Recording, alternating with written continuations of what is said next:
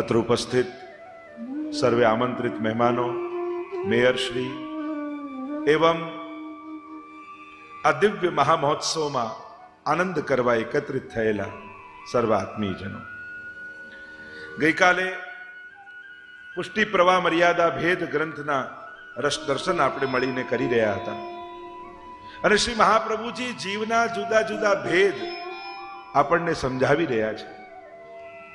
જે ઘણીવાર મનમાં આપણને પ્રશ્ન થાય કે આટલું બધું આને સમજાવીએ છતાં આના હૃદયમાં ભાવ કેમ નથી, આટલું બધું આને કહીએ છતાંય એને સમજાતું કેમ નથી. અને ઘણા એવા હોય કે આને તો કોઈએ નથી શીખવાડ્યું છતાં આને કઈ રીતે આવડી જાય છે.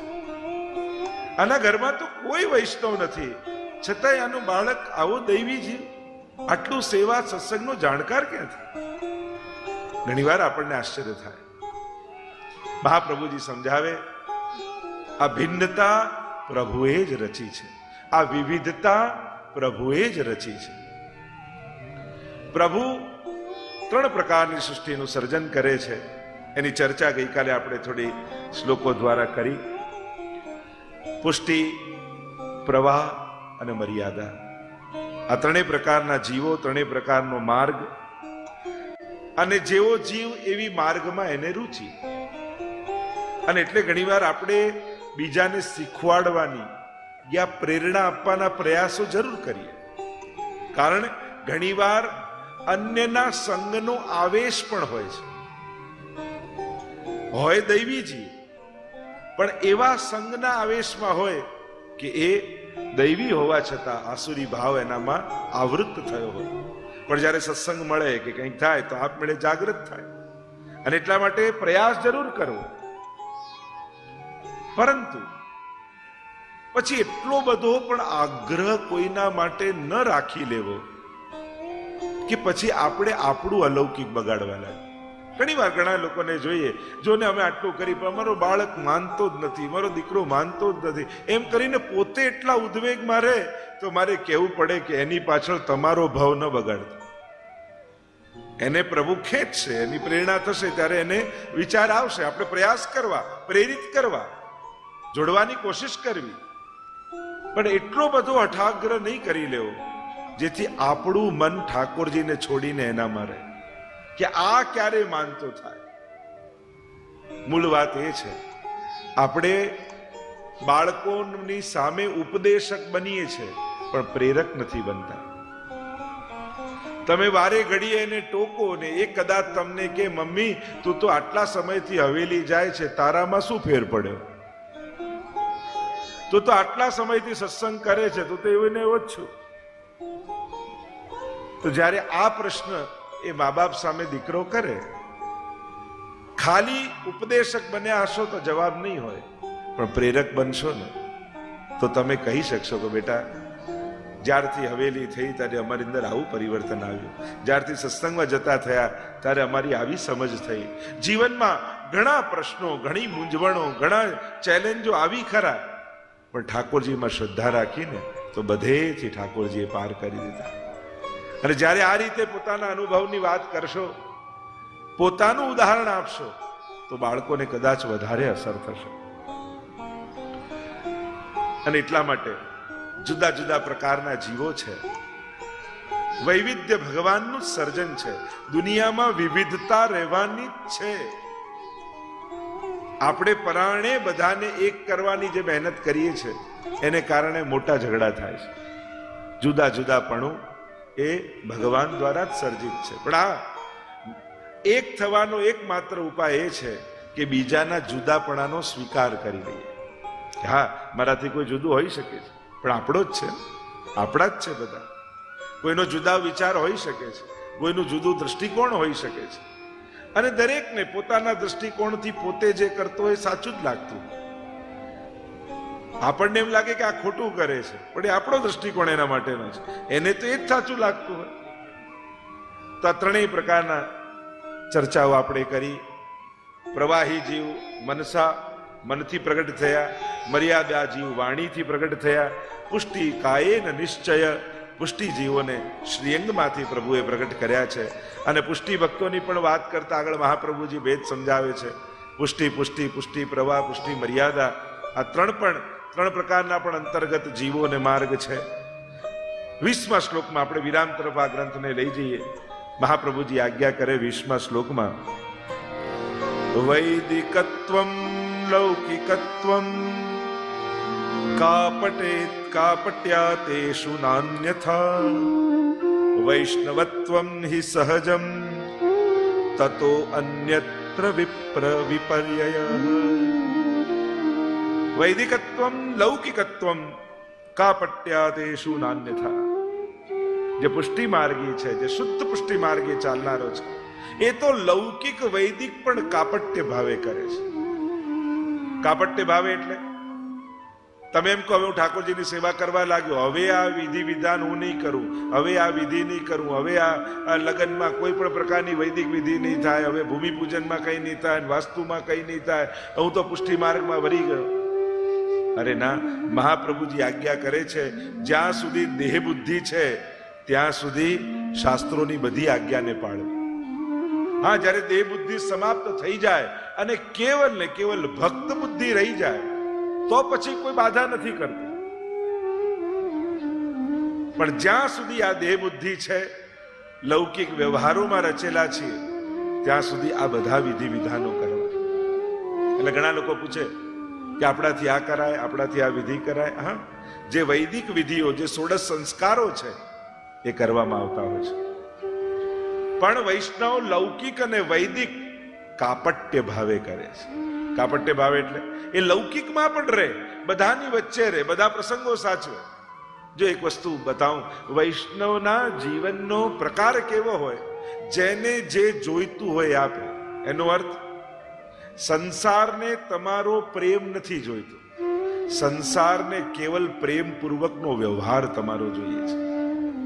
અને ભગવાનને વ્યવહારની નથી પડી, ભગવાનને તમારો સાચા હૃદયનો પ્રેમ જોઈએ છે. બસ આ ફરક છે સંસાર અને ભગવાન. અને એટલા માટે જેને જે જોઈએ એ આપો. તમારો પાડોશી તમારો ગમે તેટલો તમને ગમતો હોય ને તમે એની ખૂબ કેર કરતા હો, પણ વર્ષમાં એકવાર પણ પૂછવા ન જાઓ ને કે કેમ છો, શું છે, તો પેલાને કોઈ પૂછે તમારા પેલો પાડોશી, એમ કે અમારો પાડોશી તો સાવ નકામો છે, ક્યારે વર્ષે એકવાર મળતોય નથી. હવે તમે દિલથી એનું ભલું ઈચ્છતા હો પણ વર્ષે એક વાર પૂછવા ન ગયા. એનાથી ઊંધું, તમને તમારો પાડોશી જરાય ન ગમતો હોય, તમને એમ થાય કે આ ક્યાં રહેવા આવ્યો, પણ જયારે સવારે મળે ને હાય કેમ છે, કઈ બી હોય તો કેજો, અમે બેઠા છીએ, પછી ભલે બેઠા જ રહેવાના હોઈએ. પણ દિવસમાં જ્યારે મળે ત્યારે એવી ખબર અંતર પૂછે. અને પેલાને કોઈ પૂછે, અરે અમારા જેવો પાડોશી કોઈનો નહીં, ભગવાન બધાને આવો પાડોશી આપે. તમને દિલથી નથી ગમતો પણ તમે વ્યવહાર કુશળ. દુનિયાને વ્યવહાર જ જોઈએ છે.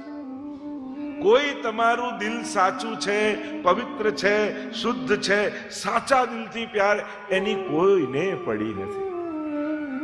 તમારો વ્યવહાર છે, બસ દુનિયાને વ્યવહારની પડી છે. એટલે વૈષ્ણવે શું કરવું? પ્રેમ પૂર્વકનો વ્યવહાર દુનિયાને આપો, પણ પ્રેમ ઠાકોરજીને આપો. જેને જે જોઈએ આપી દેવાનું. પ્રભુને વ્યવહારની નથી પડી, પ્રભુને પ્રેમની પડી છે. તારો જે શુદ્ધ હૃદય, શુદ્ધ ભાવો પ્રભુ સ્થાપ્યો, ન ચાતુર્યમ પ્રયોજકમ અંતર્યામી સમસ્તાનામ ભાવમ જાનતિ માન. શિક્ષાપત્રમાં હરિરાયજી આજ્ઞા કરે, તમારો વિશુદ્ધ પ્રેમ ઠાકોરજીને જોઈએ છે. ક્યાંક વ્યવહારમાં કમી રહી જશે ને તોય વાંધો નહીં. જો ને ભક્તોના ચરિત્રમાં જુઓ, જ્યાં જ્યાં વ્યવહારમાં એ ચૂક્યા છે તો ભગવાન ક્યારે વ્યવહારથી નારાજ નથી થયા. વિદુરજીના પત્ની કદાચ છાલ આપે ને કેળું ફેંકી દે તો એ ઠાકોરજી તો રાજી જ થાય છે, નારાજ નથી થયા. શબરી ચાકીને બોર આપે ભગવાનને તો એ ભગવાન નારાજ નથી થયા, સ્વીકાર્યું છે. કારણ કે વિશુદ્ધ પ્રેમ છે, શુદ્ધ પ્રેમ છે.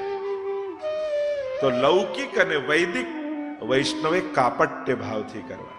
કાપટ્ય ભાવ એટલે મારું ભલું તો ઠાકોરજી જ કરશે, પણ મારા ઠાકોરજીની આજ્ઞા છે શાસ્ત્રોમાં કે આ વૈદિક વિધાનો કરવા, એટલે ભગવદ આજ્ઞા છે એટલે ઠાકોરજીની આજ્ઞા પાડું છું. મારા મહાપ્રભુજી આજ્ઞા કરી છે. મહાપ્રભુજી કર્મ માર્ગ પ્રવર્તક, યાગાદૌ ભક્તિ માર્ગૈક સાધનત્વોપદેશક, આપણે ભક્તિ માર્ગના સાધન છે એમ મારા મહાપ્રભુજી આજ્ઞા કરી છે એટલે મારે કરવાના છે. પણ મારું ભલું તો ઠાકોરજી જ કરનારા છે. મેં ઘરમાં જઈને યમનાષ્ટક કર્યા ને તો યમુનાજીની કૃપાથી જ મારા ઘરમાં ભલું થવાનું છે. પણ આચાર્યોની આજ્ઞા છે એટલે મારે બધી વિધિ કરવી છે. કાપટ્ય ભાવ એટલે વ્યવહાર ભાવથી કરો, એને કાપટ્ય ભાવ ભક્તિ માર્ગમાં કહ્યો છે. ઘણી વાર લોકો ન ગમતા હોય છતાંય મનમાં આવે તો આ ઘરમાં આવે ત્યારે આપણે કેવો કાપટ્ય ભાવથી પણ એનો સત્કાર કરીએ છીએ. આવો આવો, અરે કેટલા દિવસે ભૂલા પડ્યા, મનમાં એમ થતું આ ક્યાં આવ્યો. અહીંના છોકરાઓને તો ના ગમે તો કે મમ્મી કહી દે, ના ગમતું હોય તો ચોખ્ખું મોઢા પર. આપણે કે બેટા આપણા સંસ્કારો છે, ઘરમાં આવનારો મહેમાન ભગવાન કહેવાય, એનું અપમાન ન કરાય. આ આપણે સંસ્કાર. પણ સત્કાર કરો, પ્રેમ નથી, આ કાપટ્ય ભાવ. પણ સંસ્કારોને કારણે એને આદર આપીએ છીએ, આ કાપટ્ય ભાવ છે. તો લૌકિક અને વૈદિકમાં આ કાપટ્ય ભાવ વૈષ્ણવે રાખો. નહીં તો ઘણી વાર આપણો ધર્મ બદનામ થઈ જાય. જ્યારથી ઠાકોરજીને પધરાયા અમારા ઘરમાં તો કોઈની સામે જોતા જ નથી, ક્યાંય આવતા જ નથી, ક્યાંય જતા જ નથી, ને કોઈને ત્યાં ખાતા જ નથી. એવી રીતે વ્યવહાર ક્યારે ન કરો જેનાથી લોકો તમારા ધર્મ કે ઠાકોરજીની સામે આંગળી ચીંધે. કોઈ પણ વસ્તુનો એવો અતિરેક ન કરો, કારણ કે હજી આપણે એવા તૈયાર નથી. કારણ કે પછી સમાજ નિંદા કરશે ને તો આપણે પચાવી નહીં શકીએ. કાં પછી કુંમનદાસ કે સુરદાસ જેવા થઈ ગયા હો કે કોઈ ગમે તે બોલે તમને ફરક ન પડતો હોય તો ચાલે. પણ હજી દેહ બુદ્ધિ છે, હજી અહમતા મમતા છે. થોડી પણ કોઈ ગામમાં વાત કરે તો આપણને ઉદ્વેગ થઈ જાય. અને જો ઉદ્વેગ થઈ જાય છે તો એવો અવસર આવા જ ન દો કે તમારા માટે, તમારા કાર્યને કારણે કોઈ ઠાકોરજી સામે આંગળી ચીંધે, કોઈ આપણા પુષ્ટિ માર્ગ માટે આંગળી ચીંધે. એટલે વ્યવહાર કુશળ રહેવું વૈષ્ણવે.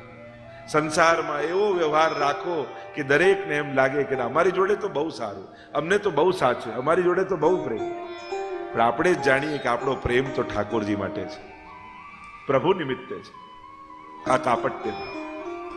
તો આ પુષ્ટિ જીવ છે એ કાપટ્ય ભાવ. અને વૈષ્ણવત્વમ હિ સહજમ. મહાપ્રભુ વૈષ્ણવતા એ બહુ સહજ છે, સ્વાભાવિક છે. કારણ કે તમારી અંદર પુષ્ટિ ભક્તિનું બીજ છે અને એ બીજ પડ્યું છે એટલે વૈષ્ણવતા સહજ. અને વૈષ્ણવ હંમેશા સહજ હોય. એને દેખાડવાની કે બતાવવાની કે પ્રભાવિત કરવાની કે આકર્ષિત કરી લેવાની કે વાહવા કરાવવાની એવી કોઈ ઈચ્છા વૈષ્ણવને ન હોય. જ્યારે પણ ભક્તિ કરો છો, ભક્તિનું ઓપોઝિટ વર્ડ છે દંભ. જ્યારે જીવનમાં દંભ આવે તો ભક્તિ જતી. એટલા માટે જે પણ કરીએ છે આપણા માટે એક જ ઉદ્દેશ્ય છે, મારો ઠાકોરજી રાજી થાય, મારો પ્રભુ પ્રસન્ન થાય. દુનિયા પ્રભાવિત થઈ કે નહીં એની પડી નથી વૈષ્ણવને, પ્રભુની પ્રસન્નતાની પડી છે. જો આપણો આનંદ શું? પ્રભુની ખુશી અને પ્રભુને ખુશ થયેલા જોઈએ એ જ આપણી પ્રસન્નતા, એ જ આપણો આનંદ. જેમાં ઠાકોરજી પ્રસન્ન થાય એ જ આપણા માટે સૌથી મોટું સત્કર્મ છે કે આ કરવાથી મારો ઠાકોરજી રાજી થઈ ગયો, મારો પ્રભુ પ્રસન્ન થઈ ગયો. વાર્તા સાહિત્યમાં કેટલા પ્રમાણો આપણને મળે. પ્રભુ પ્રસન્નતા માટે પોતાનું સર્વસ્વ, પેલું 1.25 લાખનું ગુલાબ લઈને આવે, મારા ઠાકોરજીને લાયક છે. વાર્તામાં આવે છે. અને શ્રીનાથજીનું મસ્તક ઝૂકી ગયું. એવા તો અનેક પ્રસંગો છે. તો વૈષ્ણવત્વમિ હિ સહજમ. જે સહજ છે એ વૈષ્ણવ છે. સ્વાભાવિકતા, નિર્દોષતા, નિર્લેપતા, સાત્વિકતા અને કેવલ ને કેવલ પ્રભુના થવાની આકાંક્ષા જેની અંદર છે એ વૈષ્ણવ છે. એટલે હું તો ઘણી વાર કહું, પ્રભુને લાયક થવું બહુ અઘરું છે. કે હું પ્રભુને લાયક થઈ જાઉં, કોઈ એમ કે તો આખા ગીતાજીમાં 12મો અધ્યાયને કાઢી સભક્ત મે પ્રિય, સભક્ત મે પ્રિય, કેટલું લાંબુ લિસ્ટ છે. તુલ્ય નિંદા સુતિર મૌની સંતુષ્ટો એ ન કેને ચિત. તમે આખું જો લિસ્ટ જુઓ, ભગવાનને કેવો ભક્ત ગમે આખું લિસ્ટ મળશે.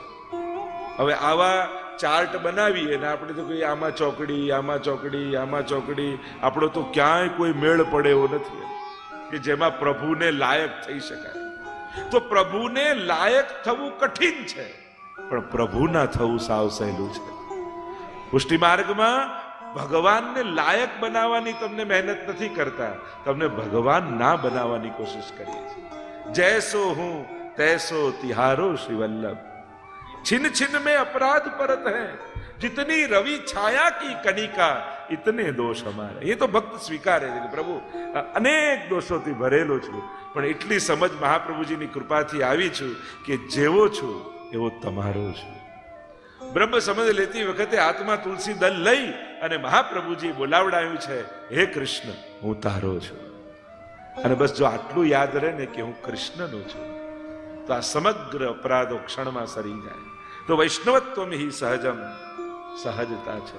અને આમ પુષ્ટિ પ્રભા મર્યાદા ભેદમાં આગળ અન્ય પ્રકારના જીવો, ચર્ષણી જીવની વાત કરી કે આ ચર્ષણી જીવ કેવો છે કે જે બધે ભટકે છે પણ ક્યારેય કોઈનો નથી થયો, એ ચર્ષણી જીવ છે. અને ભટક્યા જ કરે છે, એની ક્યાંય નિષ્ઠા નથી આવતી.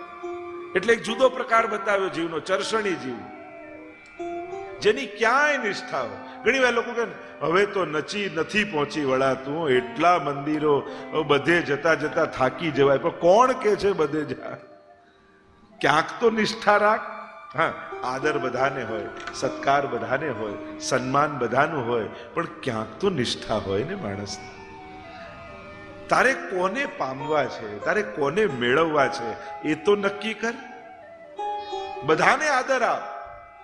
કન્યા પરણીને આવે, પતિ પતિ છે, એના સગાઓ કોઈ વિરોધ નથી કરતા. સસુરને સન્માન, દિયરને, જેઠને બધાને આદર હોય, પણ પતિ તો પતિ છે ને.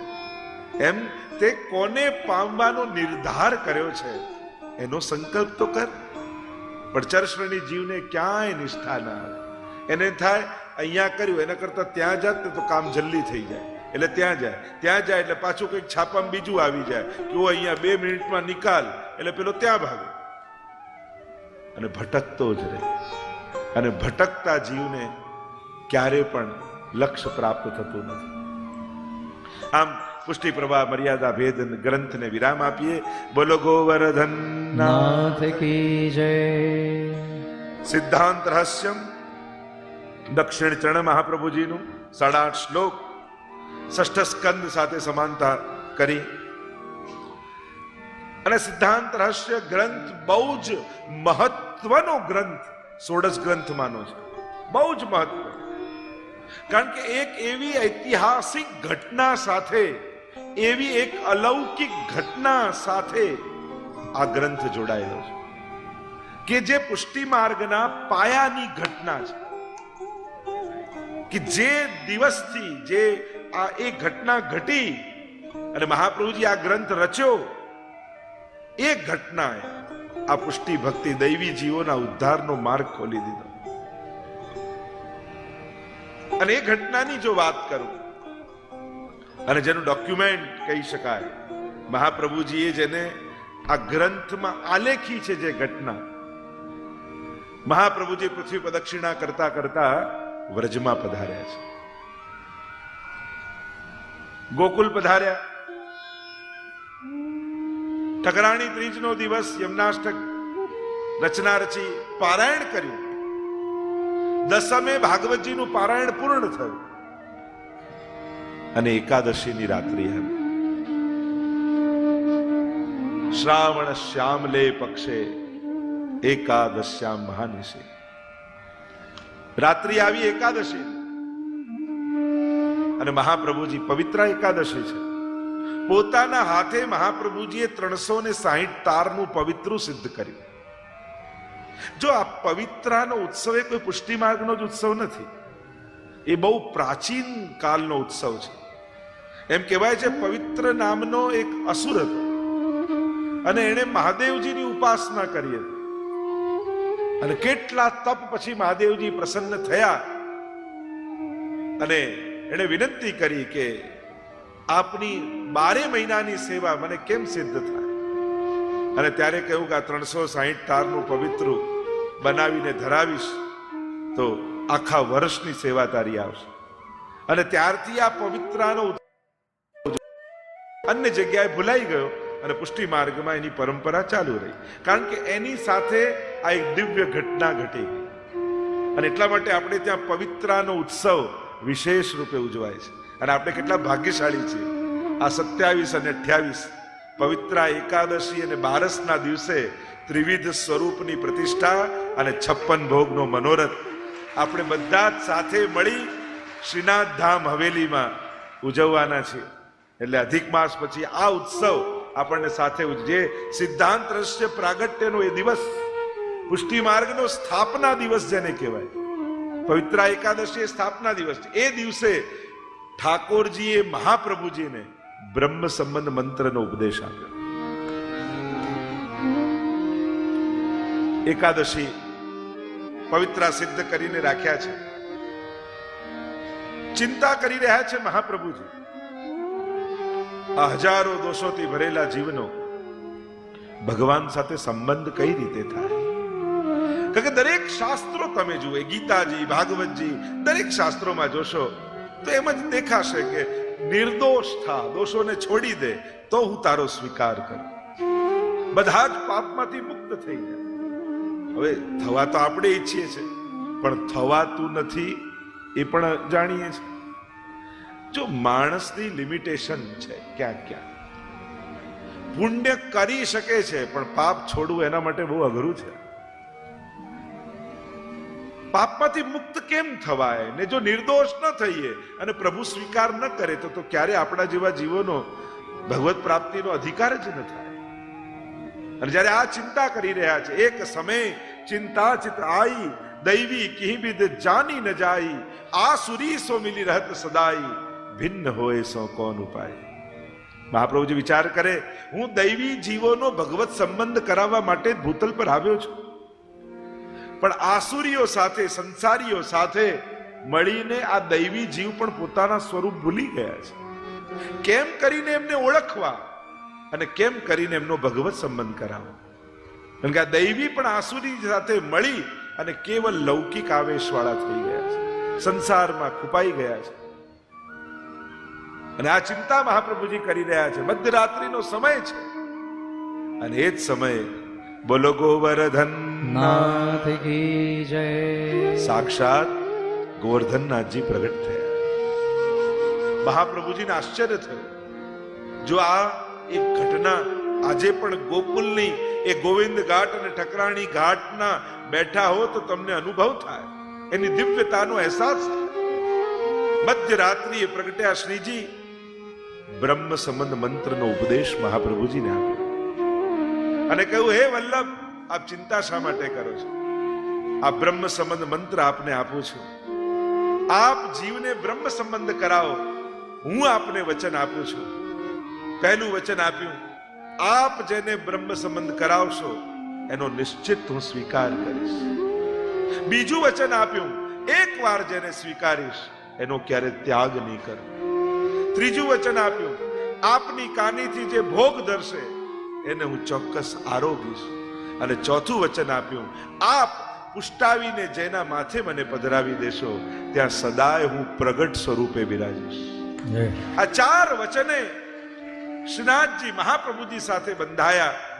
બ્રહ્મ સંબંધ મંત્રનો ઉપદેશ મહાપ્રભુજીને આપ્યો અને જે પવિત્ર 360 તારનું હતું. હિન્દુ ગણના પ્રમાણે 360 દિવસ વર્ષના માનવામાં આવે છે અને એક એક તાર, એક એક દિવસનો ભાવ અને ઠાકોરજીને પવિત્ર મહાપ્રભુજીએ ધરાવ્યું. મિશ્રી ભોગ ધરી મન ભાય, મિશ્રી આરોગાવી.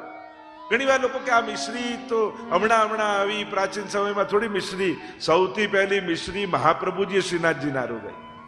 મૂળ પુરુષમાં કોઈ વર્ણન છે, એક સમય ચિંતા ચિત આઈ, દૈવી કી બિદ જાની ન જાઈ, આ સુરી સો મિલી રહત સદાઈ, ભિન્ન હોય સો કોન ઉપાય. અને એ સમય પ્રગટ થયા, કંઠ પવિત્રા લે પહેરાય, મિશ્રી ભોગ ધરી મન ભાય. કંઠ પવિત્ર ધરાવ્યું અને મિશ્રીનો ભોગ ધરાવ્યો.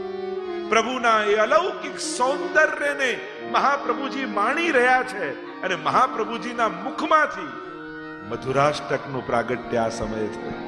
અધરમ મધુરમ वदनं मधुरं नयनं मधुरं हसितं मधुरं हृदयं मधुरं गमनं मधुरं मधुराधिपते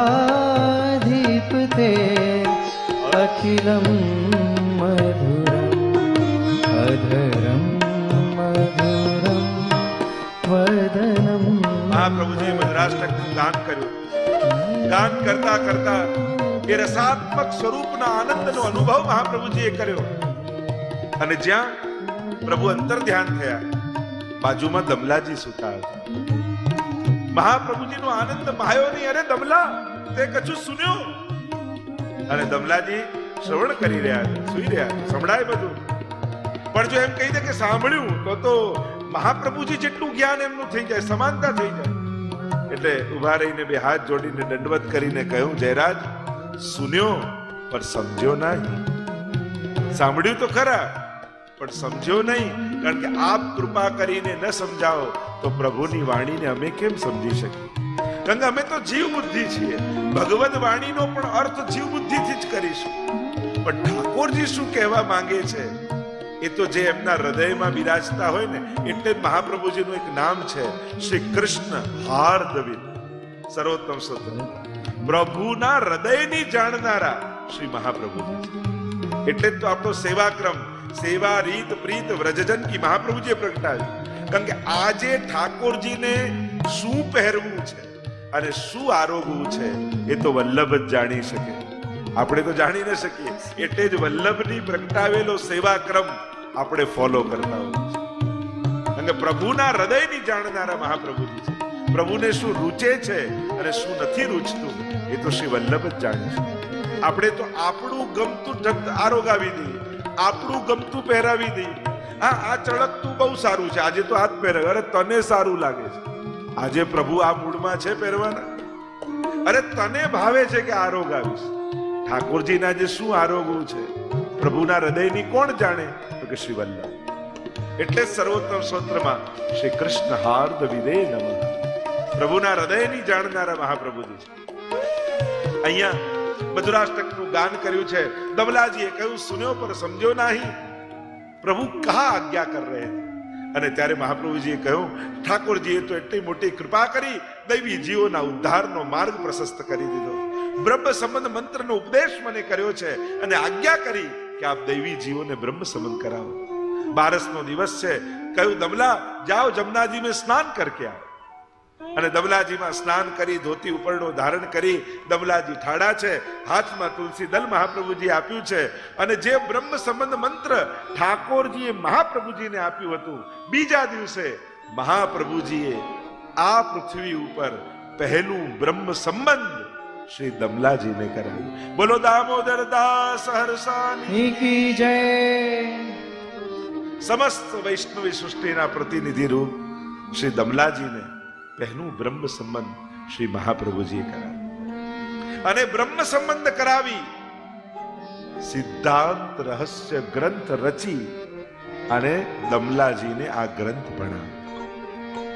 જે ગ્રંથનું આપણે દર્શન કરવા છે. અને પ્રાય ઘણા વૈષ્ણવ નિત્યના પાઠમાં સિદ્ધાંત રહસ્યનો પણ પાઠ કરતા હોય છે. આ ગ્રંથ કે જેમાં જે ઘટના ઘટી મહાપ્રભુજી સાથે એનો ઉલ્લેખ સ્વયં મહાપ્રભુજી આમાં કર્યો છે. તિથિ સમય સાથે અને શું આજ્ઞા કરી એનો પણ ઉલ્લેખ કરે. અને એ આજ્ઞાને મહાપ્રભુજી આગળ સમજાવી પણ છે. આવો પ્રથમ શ્લોકનું દર્શન કરીએ. શ્રાવણ શ્યામલે પક્ષે એકાદશ્યામ મહાનિશી સાક્ષાત ભગવતા પ્રોક્તમ તદક્ષરશ ઉચ્યતે. શ્રાવણ શ્યામલે પક્ષે એકાદશ્યામ મહાનિશી. શ્રાવણના અમલ પક્ષમાં, અમલે પક્ષે સુદ, એકાદશ્યામ મહાનિશી, એકાદશીની મહાનિશી. જો આપણે ત્યાં કેટલી રાત્રિઓ પ્રસિદ્ધ છે. એક ઠાકોરજી પ્રગટ થયા જન્માષ્ટમીની રાત્રિ, બીજી મહારાસની રાત્રિ અને અન્ય રાત્રિઓની પણ ચર્ચા છે, પણ ત્રીજી મહત્વની આપણા માટે એ છે આ શ્રાવણ શ્યામલે પક્ષે એકાદશ્યામ મહાનિશી, આ પવિત્ર એકાદશીની મધ્યરાત્રિ. શ્રાવણ માસ સૌથી પહેલા કહ્યું તો વિષ્ણુનો માસ છે. દરેક માસના અધિષ્ઠાતા દેવતા હોય, એની પણ ટીકામાં આચાર્યો ઘણી ચર્ચા કરી છે, કે સુંદર ટીકા ઉપલબ્ધ છે. તો વિષ્ણુનો માસ છે એટલે સંકેત કર્યો ઠાકોરજી જ કૃપા કરવાના છે. આ માસના અધિષ્ઠાતા જ પ્રભુ છે. શુક્લ પક્ષે અમલ, જ્યાં અંધકાર દૂર થાય, પ્રકાશ પથરાય, એટલે કે એવો સમય કે જ્યાં પ્રકાશ તરફ જવાની રાત્રિ છે. એવા અમલ પક્ષે એકાદશ્યામ, એકાદશી મહાત્મ્ય આ બધા જાણો છો. 11 ઇન્દ્રિયોને પવિત્ર થવાનો સમય. જે દિવસે એકાદશ ઇન્દ્રિયો પવિત્ર હોય એ એકાદશી. અને મહાનિશી, એ મહાનિશી છે, સાધારણ રાત્રિ નથી. કારણ કે સાક્ષાત જે રાત્રિએ પ્રભુ પ્રગટ થયા હોય અને પ્રભુએ પ્રગટ થઈ પોતાની પ્રભુતા, પોતાની કૃપાલુતા પ્રગટાવી હોય, એ સાધારણ નિશી ન હોય, એ તો મહાનિશી છે. કારણ કે પ્રભુ તો પ્રગટ થયા અને પોતાના કૃપા માર્ગને પણ પ્રગટ કરે. કારણ કે અત્યાર સુધી આજ્ઞાઓ શરણાગતિની ગીતાજી ભાગવતજીમાં હતી. આજ્ઞા પ્રભુએ કરી કે મામ એકમ શરણમ વ્રજ, યા અનન્યા ચિંતયંતો મામ યે જના પરિપાતો, અનન્ય ભાવે મને ભજ, મારા શરણમાં આવો, તમેવ શરણમ ગચ્છ. આજ્ઞાઓ કરી, પણ પ્રોસેસ નથી બતાવી, વિધિ નહોતી બતાવી કે શરણમાં જવાની વિધિ શું. આજ્ઞા તો કરી શરણમાં આવો, પણ જવાય કઈ રીતે. પણ આજના દિવસે ઠાકોરજીએ શરણાગતિની વિધિ આપી. આ બ્રહ્મ સંબંધ શું છે? વિધિવત ભગવાનની શરણાગતિ છે. એને જ આપણે બ્રહ્મની સાથે શરણાગતિનો સંબંધ, એને બ્રહ્મ સંબંધ આપણે કહીએ છીએ. ચર્ચાઓ તો ઘણી આચાર્યોની બહુ ગહન ચર્ચાઓ પણ છે, પણ આપણે એમાં નથી જતા. કારણ કે બ્રહ્મ અને પુરુષોત્તમ એની પણ વાત હરિરાયજી આદિ કરે છે. કોની સાથે જીવનો સંબંધ થાય છે? બ્રહ્મ સંબંધ સમય બ્રહ્મની સાથે, એને સેવા પધરાવો ત્યારે પુરુષોત્તમની સાથે, એની પણ ઘણી બધી ચર્ચાઓ છે. તો અહીંયા મહાનિશી અને સાક્ષાત ભગવતા પ્રોક્તમ. મહાપ્રભુજી આજ્ઞા કરે છે, મને કોઈ સ્વપ્ન આવ્યો, સંકેત આવ્યો, અવાજ સંભળાયો એમ નથી. સાક્ષાત ભગવતા પ્રોક્તમ, સાક્ષાત ઠાકોરજી પ્રગટ થયા અને એમણે કહ્યું પ્રોક્તમ તદક્ષરસ ઉચ્યતે, એ અક્ષરે અક્ષર હું કહું છું, એમ મહાપ્રભુજી કહી રહ્યા છે. એ અલૌકિક અને દિવ્ય ઘટના, જેને પુષ્ટિ માર્ગના ઇતિહાસની સર્વોત્તમ ઘટના, સર્વોચ્ચ ઘટના કહી શકાય. કે જે સમય, કારણ કે અમુક ઘટનાઓ બહુ મહત્વની છે. એક સૌથી પહેલા જોવા જાવ પુષ્ટિ માર્ગના ઐતિહાસિક ઘટનાઓમાં, તો યજ્ઞ નારાયણ ભટ્ટના અગ્નિકુંડમાંથી પ્રગટ થઈને ઠાકોરજી આપેલું વચન કે 100 સોમયજ્ઞ પૂરા થશે ત્યારે હું તમારા ઘરે પધારીશ. બીજું શ્રી મહાપ્રભુજીનું પ્રાગટ્ય. ત્રીજું આ બ્રહ્મ સંબંધનો દિવસ. ચોથું શ્રીનાથજી મહાપ્રભુજીનો પ્રથમ મિલન. પાંચમું શ્રી મહાપ્રભુજી નિત્ય લીલાધામમાં પધાર્યા. છઠ્ઠું શ્રી ગોપીનાથજી અને ગુસાઈજીનો. એવી ઘણી ઘણી ઘટનાઓની આપણે ચર્ચા કરી. અમુક તિથિઓ એ બહુ મહત્વની તિથિઓ છે પુષ્ટિ માર્ગના ઇતિહાસ, અને એ તિથિઓથી ઇતિહાસ રચાયો છે, લખાયો છે. અહીંયા મહાપ્રભુજી આજ્ઞા કરે સાક્ષાત ભગવતા પ્રોક્તમ તદ અક્ષરસઃ. એમાં મારું કાંઈ ઉમેરતો નથી, મારું કાંઈ જોડતો નથી. ઠાકોરજીએ જે કહ્યું એ અક્ષરે અક્ષર તમને કહું છું. અને એમ કહીને મહાપ્રભુજી આગળ આજ્ઞા કરતા કહે, બ્રહ્મ સંબંધ કરણાત સર્વેષાં દેહ જીવયો સર્વદોષ નિવૃત્તિઃ દોષાઃ પંચવિધા સ્મૃતાઃ.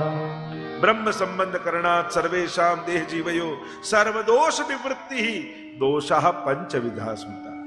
બ્રહ્મ સંબંધ કરવા માત્રથી સર્વેષાં દેહ જીવયો, સર્વના દેહના અને જીવના એ સર્વ દોષોની નિવૃત્તિ થઈ જશે. સર્વદોષ નિવૃત્તિ દોષાહ પંચવિધા સ્મૃતા, અને આ દોષો 5 પ્રકારના છે. બ્રહ્મ સંબંધ કરવા માત્રથી સર્વ દોષો લીધે. જો આ શરણાગતિની આ વિધિ જ્યારે કરો છો, ગીતાજીમાં ભગવાનનું વચન છે, અપી ચેત્સુ દુરાચારો ભજતે મામ અનન્ય ભાગ સાધુ રેવ સમંતવ્યો. ગમે તેવો પાપી હોય પણ જ્યારે મને શરણાગત થાય, મારો થાય, ત્યારે એને સાધુ જાણ. અને મહાપ્રભુજી આપણને સર્વને, કારણ કે અમે લોકો પણ મહાપ્રભુજી વતી તમને બ્રહ્મ સંબંધ કરાવીએ છીએ. બ્રહ્મ સંબંધ આપનારા તો આપણને બધાને મહાપ્રભુજી જ છે. ચરણે રાખો શરણે રાખો હે વલ્લભાધીશ વાલા રે, શ્રીજી બાવાની સન્મુખ રાખો યમુનાજીના પ્યારા રે. ચરણે રાખો શરણે રાખો હે વલ્લભાધીશ વાલા રે. શ્રી મહાપ્રભુજીની સન્મુખ ઠાકોરજી પ્રગટ થયા છે. બ્રહ્મ સંબંધ મંત્રનો ઉપદેશ અને આજ્ઞા મહાપ્રભુજીને કરી, અને મહાપ્રભુજી સમસ્ત દૈવી જીવોને બ્રહ્મ સંબંધ કરાવ્યો અમને સાચા વૈષ્ણવ માનુને. કલિયુગના જીવોને ઉગાર્યા પુષ્ટિ માર્ગ પ્રગટાવ્યો રે. સ્વરૂપ સેવા બતાવી અમને ચંપારણના વાસી રે. શરણે રાખો શરણે રાખો શ્રી વલ્લભાધીશ વાલા રે. આ દિવસે બ્રહ્મ સંબંધ મંત્ર ભૂતલ ઉપર ઠાકોરજીએ મહાપ્રભુજીને આપ્યું. બાકી આ મંત્રનું પ્રાગટ્ય લીલામાં છે. નિત્ય લીલામાં પણ એવી ઘટનાનો પ્રસંગ આપણે ત્યાં ભાવાત્મક ગ્રંથોમાં પ્રાપ્ત છે કે ઠાકોરજી અને સ્વામીજીની અખંડ લીલાઓ નિત્ય લીલામાં થાય છે. એકવાર નિકુંજમાં બેઠા ઠાકોરજી રાધા રાધા રાધા રાધા નામનો અખંડ જાપ કરે છે, અને રોમ રોમમાં કૃષ્ણ પ્રગટ થઈ ગયા. રોમ રોમમાં રાધા પ્રગટ થઈ ગયા કૃષ્ણ. એટલામાં રાધાજી આવ્યા. દૂરથી જોયું તો રોમ રોમમાં પ્રગટેલા રાધાજીને દૂરથી એમ દેખાયું કે કોઈ ગોપી ઠાકોરજીની નિકટ છે. ઓહો, હું પ્રભુને આટલા દૂરથી મળવા આવીને પ્રભુ બીજા કોઈ ગોપી સાથે બેઠા. જાઓ, વાત નહીં. નારાજ થયા અને માન દઈ પીઠ દઈને ગુસ્સો કરીને બિરાજી ગયા. પ્રભુ મારી જોડે વાત ન કરતા. પ્રભુને પણ નારાજગી થઈ. અરે, હું એમનું જ રટણ કરું છું ને મારાથી નારાજ થાય છે, તો જાઓ રાધાજી, હું પણ આપની સાથે વાત નહીં કરું. બંનેના હૃદય વિરહની અગ્નિમાં બળવા લાગ્યા. કહી તો દીધું વાત નહીં કરું, પણ બંને એકબીજા વગર રહી શકે એમ થોડી છે. એકબીજાને ક્ષણવાર પણ જુએ નહીં તો પ્રબળ વિરહ પ્રગટ થઈ જાય. બંને પીઠ દઈને બિરાજ્યા છે, અને એ સમયે સ્વામીજીના હૃદયમાં રહેલો કૃષ્ણનો ભાવ અને ઠાકોરજીના હૃદયમાં રહેલો રાધાજીનો ભાવ, સ્ત્રી ભાવ, અને ત્રીજું સાક્ષી સ્વરૂપ, આ 3 સ્વરૂપ પ્રગટ થઈને એક થયું. અને આ સ્વરૂપ ઠાકોરજી અને સ્વામીજીના હૃદયમાંથી પ્રગટ થયું. મનાવ્યા રાધાજી. અરે, ઠાકોરજી તો આપનું જ ચિંતન કરતા હતા, આપ જ હતા જેનું પ્રતિબિંબ આપને દેખાયું, અન્ય કોઈ નહોતું. રાધાજીને બહુ તાપ થયો. અરે, મારી ગેરસમજ થઈ. પ્રભુ મારું ચિંતન કરતા હતા અને મેં શંકા કરી, શું કરું? ચાલો પ્રભુની ક્ષમા માંગો. અને રાધાજી આવ્યા નિકટ, વલ્લભનો હસ્ત પકડી વલ્લભ પધરાવીને લાવ્યા સ્વામીજીને. ઠાકોરજીની સન્મુખ બિરાજ્યા અને બે હાથ જોડીને સ્વામીજીએ કહ્યું, હે કૃષ્ણ, હું તમારી છું. પંચાક્ષર મંત્રનું પ્રાગટ્ય નિત્ય લીલામાં સ્વામીજીના મુખે. અને એ જ રીતે ઠાકોરજીએ પણ કહ્યું, હે રાધાજી, હું તમારો છું. બંનેનું માન હરાઈ ગયું. બંનેને શ્રી વલ્લભ સ્વરૂપે હાથ પકડી સિંહાસનમાં બિરાજ્યા અને યુગલ સ્વરૂપ સુવર્ણના સિંહાસનમાં બિરાજ્યું છે. ત્યારે આ વલ્લભ સ્વરૂપે બે હાથ જોડીને કહ્યું, શ્રી એટલે સ્વામિનીજી, કૃષ્ણ એટલે ઠાકોરજી, શ્રી કૃષ્ણ શરણમ મમ, શ્રી કૃષ્ણ શરણમ મમ, શ્રી કૃષ્ણ શરણમ. અને આમ 3 વાર શ્રી વલ્લભના મુખમાંથી અષ્ટાક્ષર મંત્રનું પ્રાગટ્ય થયું. આમ પંચાક્ષર અને અષ્ટાક્ષર નું પ્રાગટ્ય તો નિત્ય લીલા ધામમાં છે, પણ અહીં ભૂતલ ઉપર શ્રી મહાપ્રભુજી પધાર્યા છે અને ઠાકોરજીના મુખે જો મંત્ર સાંભળે તો જ સંપ્રદાય પ્રગટ થાય. એમને કોઈને કલ્પના યા કોઈની વાણીથી ન થાય. ભગવદ આજ્ઞાથી જેનો પ્રારંભ થયો હોય એને જ ઓથેન્ટિક સંપ્રદાય કહેવાય, એને જ એ જ મંત્રની પરંપરા કહેવાય.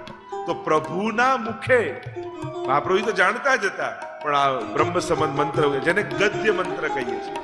ગદ્ય એટલે લિટરેચર, પોએટ્રી એટલે પદ્ય.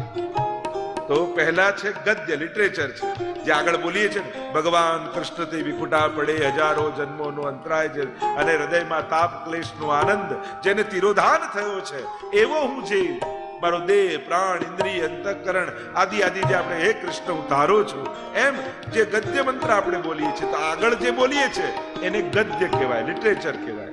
અને છેલ્લે જે 5 અક્ષર બોલીએ છીએ કૃષ્ણ તારો છું, એને કહેવાય પંચાક્ષર. તો આમ ઠાકોરજીએ પ્રગટ થઈને આ બ્રહ્મ સંબંધ મંત્ર આપ્યો છે અને મહાપ્રભુજીને આજ્ઞા કરી આ જે કોઈ પણ બ્રહ્મ સંબંધ પાવશે એના બધા જ દોષોનું નિવારણ થઈ જશે. બ્રહ્મ સંબંધ કરણાત સર્વેશામ દેહ જીવયો સર્વ દોષ નિવૃત્તિ, બધા દોષો નિવૃત્ત થઈ જશે. પણ કોના? દેહ અને જીવયો. 5 દોષ જીવના છે અને 5 દોષ દેહના છે. એટલે જ કહ્યું સર્વદોષ નિવૃત્તિ દોષાહ પંચવિધા સ્મૃતા. દોષ 5 પ્રકારના છે, પણ કહ્યું દેહ જીવયો, દેહના 5 દોષ અને જીવના 5 દોષ. જીવના 5 દોષ કયા? દશમસ્કંદની કથા તમે ભાગવતજીની સાંભળી હોય તો પૂતના જ્યારે પ્રવેશ કરે છે અને વ્રજમાં આવે છે ત્યારે સુબોધનીમાં મહાપ્રભુજી સમજાવે છે આ પૂતના સાક્ષાત અવિદ્યાનું પ્રતીક છે અને અવિદ્યા પૂતના 5 પર્વા છે અને આ 5 પર્વ અવિદ્યાના જે જીવને ગ્રસિત કરે છે આ જીવના દોષો છે. દેહાધ્યાસ, પ્રાણાધ્યાસ, ઇન્દ્રિયાધ્યાસ, અંતઃકરણાધ્યાસ અને સ્વરૂપ વિસ્મૃતિ. આ 5 અધ્યાસો સ્વયં ઠાકોરજીએ જુદા જુદા અસુરોને મારી અને વ્રજભક્તોના દૂર કર્યા. આપણે એમ કે ધેનુકાસુરને માર્યો, કાલિયનાગનું દમન કર્યું, તો ધેનુકાસુર એ કેવલ ધેનુકાસુર નહોતો. સમસ્ત જેટલા વ્રજભક્તો હતા ને એમની અંદર જે દેહાધ્યાસ, દેહ બુદ્ધિ જે હતી, દેહ માટે આસક્તિ હતી, એનું મૂર્તિમંત સ્વરૂપ આ ધેનુકાસુર હતું. અને ભગવાને ધેનુકાસુર નથી માર્યો, સમસ્ત વ્રજભક્તોનો દેહાધ્યાસ મારી નાખ્યો. કાલિયનાગનું દમન નથી કર્યું, પણ વ્રજભક્તોની અંદર જે ઇન્દ્રિયાધ્યાસ હતો, ઇન્દ્રિયોની જે આસક્તિ હતી, ભગવાને કાલિયનું દમન કરી સમસ્ત વ્રજભક્તોની ભીતર ઇન્દ્રિયાધ્યાસને સમાપ્ત કર્યું. એટલે અસુરોનું મારવું, કારણ કે વ્રજમાં ઠાકોરજી અસુરોને મારવા આવ્યા જ નથી, ત્યાં તો ભક્તો ઉપર કૃપા કરી સ્વરૂપાનંદનું દાન કરવા આવ્યા છે. પણ સ્વરૂપાનંદનો અનુભવ કરવા માટે આ 5 અધ્યાસો પ્રતિબંધ રૂપ છે, પ્રતિબંધ છે. અને ભગવાન જ પ્રસાદ ચખાડે, પ્રસાદ આપે એના પહેલા પાત્ર પણ બનાવે. પ્રભુ જ આપણને પ્રભુને લાયક બનાવે છે. કઈ રીતે? આપણા પાપમાંથી આપણને મુક્ત કરી. પ્રભુને જ્યારે કોઈ જીવને સ્વીકારવો હોય ને ત્યારે એ જીવની ભીતર રહેલા અપરાધ, દોષ અને પાપમાંથી એ જીવને મુક્ત બનાવે છે ભગવાન. પણ એ પ્રક્રિયા આપણને પરીક્ષા જેવી લાગે. પણ પ્રભુ પરીક્ષા નથી કરતા હોતા, આપણી પાત્રતા સિદ્ધ કરતા હોય છે. આપણે કે મારી સાથે ભગવાને આમ કર્યું, મારું અહીંયા અપમાન કેમ કરાયું, ભગવાને મારું આમ કેમ કરાયું? અરે પ્રભુ તમારા અધ્યાસને સમાપ્ત કરી રહ્યા છે. કારણ કે ઘણીવાર જીવ પોતાને અધ્યાસોમાંથી મુક્ત કરી શકતો નથી અને એટલા માટે પરમાત્મા પોતાનું કૃપાદાન કરવા માટે એ જીવની પાત્રતા સિદ્ધ કરે છે. એટલે આ 5 અધ્યાસ ત્યાં દૂર કર્યા જીવના. હવે આ બીજા 5 દોષ, કારણ કે બ્રહ્મ સંબંધ મંત્રમાં આપણે જે બોલીએ છીએ એ સાધારણ વાત નથી. આ જ વાત વેણુનાદ વખતે ગોપીઓને જ્યારે ઠાકોરજીએ બોલાવ્યા ત્યારે બ્રહ્મ સંબંધમાં તમે જે જે બોલો છો એ જ વચનો રાસમાં ગોપીઓ બોલી હતી. આ એ જ વાત છે. કારણ કે આ પ્રક્રિયા શું છે? જે નિત્ય લીલાના રાસમાંથી વિખૂટા પડેલા છે અને ભૂતલ પર આવ્યા, પોતાનું સ્વરૂપ ભૂલી ગયા, એમને ફરી ઠાકોરજી આગળ બોલાયેલા એમના વચનોને યાદ અપાવવામાં આવે છે. અરે તું આ રાસ સમયે પ્રભુ આગળ બોલેલો છું. મૈવમ વિભોરતિ ભવાન ગદિતુમ નુસંશમ સંત્યજ્ય સર્વ વિષયાંસ્તવ પાદમૂલમ. રાસમાં જે ગોપી અને ઠાકોરજીનો સંવાદ છે અને ગોપીઓ જે જે બોલી છે કે અમારા પતિ બંધુ સખા બધાને છોડીને આવ્યા છીએ, આપના શરણે આવ્યા છીએ. આ જે કંઈ પણ આપ ધર્મનો ઉપદેશ કરો છો તો ધર્મીની પ્રાપ્તિ માટે જ છે. આ બધા વચનો તમે બોલેલા છે. પણ ફરી સ્વામીજી રૂપ વલ્લભ ઉભા રહી અને રાસમાંથી વિખૂટી પડેલી એ ગોપીને ફરી એ શબ્દો યાદ અપાવે છે. અને ગોપી હાથમાં વૈષ્ણવ સ્વરૂપે તુલસી દલ લઈ અને ફરી એ શબ્દોને યાદ કરે છે. અને પાછું એ સંકલ્પ, હે કૃષ્ણ હું તારી છું, હે કૃષ્ણ હું તારો છું, આ વાત યાદ અપાવી અને ઠાકોરજીના ચરણોમાં તુલસી દલ સમર્પિત કરાવે. ગોપી ગીતમાં ગોપીઓ નથી કહેતા જયતિ તેધિકમ જન્મના વ્રજ શ્રયત ઇન્દિરા શશ્વદત્રહી દૈકૃષ્યતા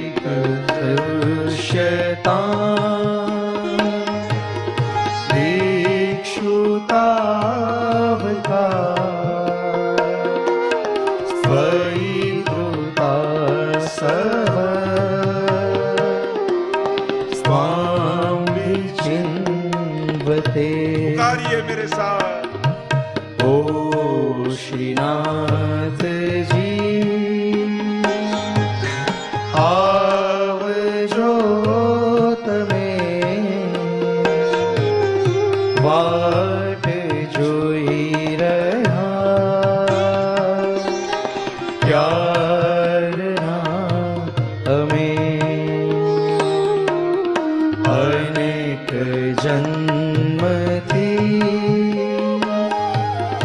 જીવ આતરે આપ શરણની ખબર ના પડે. દીક્ષુ તાવકા અમે તમારા છે. અહીંયા પંચાક્ષરમાં આપણે કૃષ્ણ તમારો છે, કૃષ્ણ તમારો છે. આમ એ જ મંત્રો, એ જ વાતને આ લીલાથી વિખૂટા પડેલા જીવને સ્મરણ કરાય. મૂળ પ્રક્રિયા તો આ છે. શરણમાં તો ગોપીઓ આવેલી છે ઠાકોર, અને એટલે જીવના દોષો અને 5 દેહના દોષો. હવે જન્મ લીધો છે માનવ તરીકે તો જન્મતાની સાથે આ દેહને 5 દોષો લાગેલા છે. અને અહીંયા કહ્યું બ્રહ્મ સંબંધ કરનાર સર્વેશામ દેહ જીવ સર્વદોષ નિવૃત્તિ, કે આ 5 દોષો જે જીવને લાગ્યા છે એ બ્રહ્મ સંબંધ લીધા પછી ભગવત કૃપાને આડે ક્યારે નહીં આવે, ભગવત સેવાને આડે ક્યારે નહીં આવે. આ 5 દોષો દરેકને લાગ્યા છે. અને આ 5 દોષોને ગણાવતા આગળના શ્લોકમાં મહાપ્રભુજી આજ્ઞા કરે છે. સહજાદેશ કાલોત્થા લોકવેદ નિરૂપિતા સંયોગજા સ્પર્શજાશ્ચ ન મંતવ્યા કથંચન.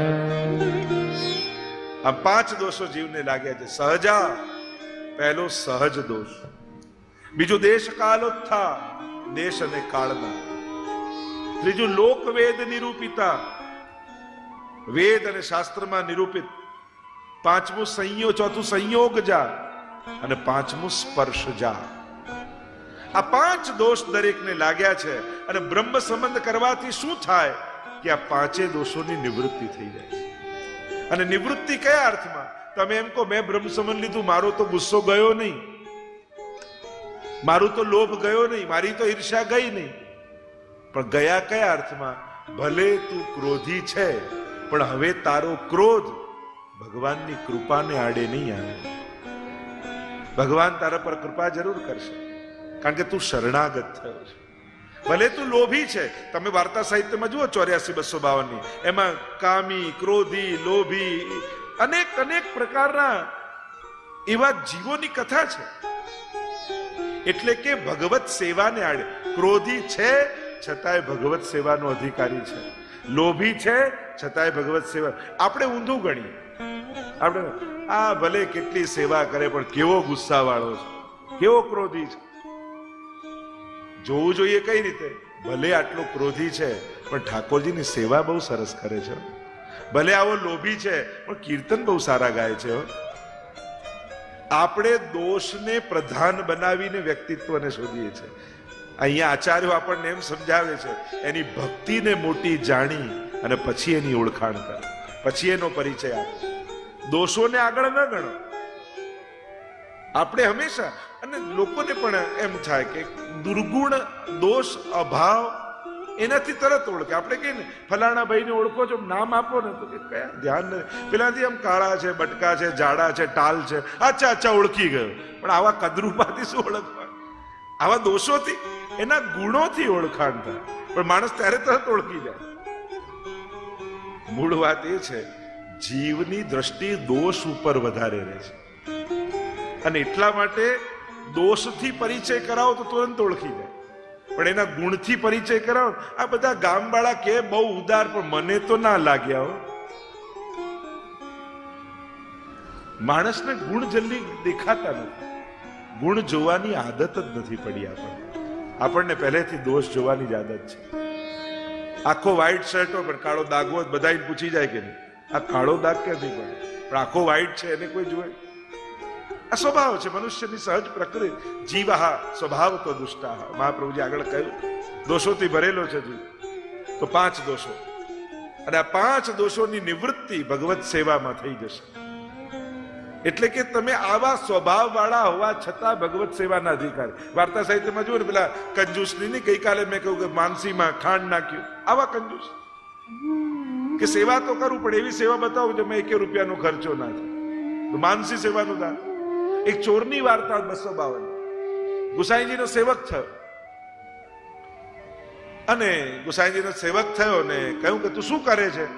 કે ગુરુદેવ ચોરીનું કામ કરું છું. ગુસાઈજી કહે કે હવે તે બ્રહ્મ સંબંધ લીધું, વૈષ્ણવ બન્યો, હવે ચોરી છોડી દે. મહારાજ એ નહીં થાય, મહારાજ ચોરી તો નહીં છૂટે, કારણ કે હવે એક કામ નથી રહ્યું, મારી પ્રવૃત્તિ પ્રકૃતિ બની ગયું છે. જેની નેચરમાં ચોરી હોય ને એને જરૂર ના હોય તોય પેલું કહે ચોર ચોરી ના કરે પણ ખાધા ખોળા કરી, બેગ ખોલીને જોઈ લે કે શું શું છે, ભલે લે નહીં, છેલ્લે આટલી વૃત્તિ તો રહે જ માણસ કે ચોરી તો નહીં છૂટે. તો ગુસાઈજી કે ચલ તો મને એક વચન આપ, આજ પછી તું ક્યારે ખોટું નહીં બોલે. હા એ થશે, સાચું બોલીશ. અને એને વિચાર કર્યો કે આ નાની નાની ચોરી કરું, હવે વૈષ્ણવ થયો છું, લાવ ને એકવાર રાજાને ત્યાં ચોરી કરી લઉં, પછી ફરી કોઈ ચોરી કરવી જ ના પડે. અને આમ વિચાર કરીને રાજાના મહેલમાં ગયો અને દ્વારપાલ ઉભો તો, ક્યાં જાઓ છો ભાઈ, શું કામ છે? ગુસાઈજીને વચન આપ્યું ખોટું નહીં બોલું. એને કહ્યું રાજાને ત્યાં ચોરી કરવા આવ્યો છું, ભાઈ જવા દો ને. ના દ્વારપાલને થયું કે આ કઈક રાજાનો મિત્ર લાગે છે, મજાક કરતો લાગે, ક્યાંક રોકીશ ને રાજા નારાજ થાય. જાઓ જાઓ ભાઈ અંદર જાઓ. અંદર ઘૂસી ગયો. પાછું કોઈ મળ્યું, ભાઈ શેના માટે, ક્યાં, કોણ છો? શું? ચોર છું, ચોરી કરવા આવ્યો છું રાજાને ત્યાં. બોલો હવે ક્યાં સવારે મજાક કરો છો, જાઓ ને ભાઈ. બધાને એમ થાય કે કોઈ રાજાનો મિત્ર લાગે છે અને આ સાચું બોલે. એમ કરતા કરતા છેક રાજાના તિજોરી સુધી પહોંચી ગયો. કપડું ખોલ્યું, પાથર્યું, બધું ભર્યું અને લઈને નીકળ્યો બહાર. દ્વારપાલે રોકે, શું લઈ જાઓ છો? કીધું તો ખરા ચોરી કર, આ રાજાનો બધો ખજાનો લઈને જાઉં છું, બોલો શું કરવું છે? એટલે ક્યાં મજાક કરો છો, જાઓ જાઓ. અને જ્યાં બહાર નીકળી ગયો, અને બહાર નીકળતા એને વિચાર આવ્યો કે સાચું બોલ્યો, ગુરુદેવની એક વાત માની તો રાજાનું ધન મળી ગયું. જો ગુસાઈજીની બધી આજ્ઞા માનીશ તો ભગવાનનો લાડકો બની જઈશ, ભગવાન એના ભાવનું ધન મને આપી દેશે. અને એ દિવસથી બધું મૂકી દીધું. કહેવાનો મારો અર્થ, ચોર હતો તોય ભગવાનની કૃપા તો પાત્ર થયો. 5 પ્રકારના દોષો બ્રહ્મ સમન થશે તો નિવૃત્ત થઈ જશે. સહજા, પહેલા દોષ છે સહજ, જે જન્મની સાથે પેદા થાય. જન્મ તમારા હાથમાં નથી. તમે નક્કી કરીને આવો છો કે આ એડ્રેસ પર મારે જન્મ લેવો છે, આ મા બાપ મારે જોઈએ છે, આ કુળમાં જ પેદા થવું છે, આ ખાનદાનમાં જન્મ લેવો છે. કોઈ નક્કી કરે છે? અને એટલા માટે જન્મની સાથે પેદા થયા. તમે કયા દેશમાં પેદા થયા, તમે કયા કુળમાં પેદા થયા, તમે કયા સ્વભાવ સાથે, તમે કોઈ ખામી સાથે, આ જુદી જુદી જન્મની સાથે. હવે તમે તમારો સ્વભાવ નક્કી કરીને આવેલા છે ને? સ્વભાવ તો જન્મની સાથે આવ્યો ને, કૃતિ પ્રમાણે પ્રકૃતિ આવીને. હોસ્પિટલમાં 5 બાળકો જન્મ લે, બધાના બોડી પાર્ટ સેમ ફંક્શન કરતા હોય, છતાં કોઈ ઉદાર થાય, કોઈ કંજૂસ થાય, કોઈ ક્રોધી થાય, કોઈ હસમુખો થાય, કેવા જુદા જુદી પ્રકૃતિ વાળા હોય છે. તો સ્વભાવ તો માણસ લઈને આવે છે, એના હાથમાં તો છે. એમ તો શાસ્ત્ર એમ કહે છે કે આ 10 વસ્તુ, આજે આપણે જેવા છીએ એવા કેમ છીએ, તો 10 વસ્તુ માણસનું ઘડતર કરે. આગમો અપપ્રજાદેશ કાલ કર્મ ચ જન્મ ચ ધ્યાનમ મંત્રો અથ સંસ્કારો દશૈતે ગુણ હેતવ. તમે આજે જેવા છો એવા શા માટે છો, એની પાછળ 10 વસ્તુઓ છે, એમ શાસ્ત્ર કહે છે. આગમો, તમારી પર્સનાલિટીમાં 10 વસ્તુ કામ કરે છે. સૌથી પહેલા આગમ એટલે કે શાસ્ત્ર. જેમ તમે બાઇબલને ફોલો કરતા હો તો તમારો પહેરવેશ, તમારો બોડી લેંગ્વેજ કંઈક જુદી હોય. તમે કુરાનને ફોલો કરતા હો તો એ રીતના હો. તમે વેદને ફોલો કરો છો તો તમારી પર્સનાલિટી જુદી છે.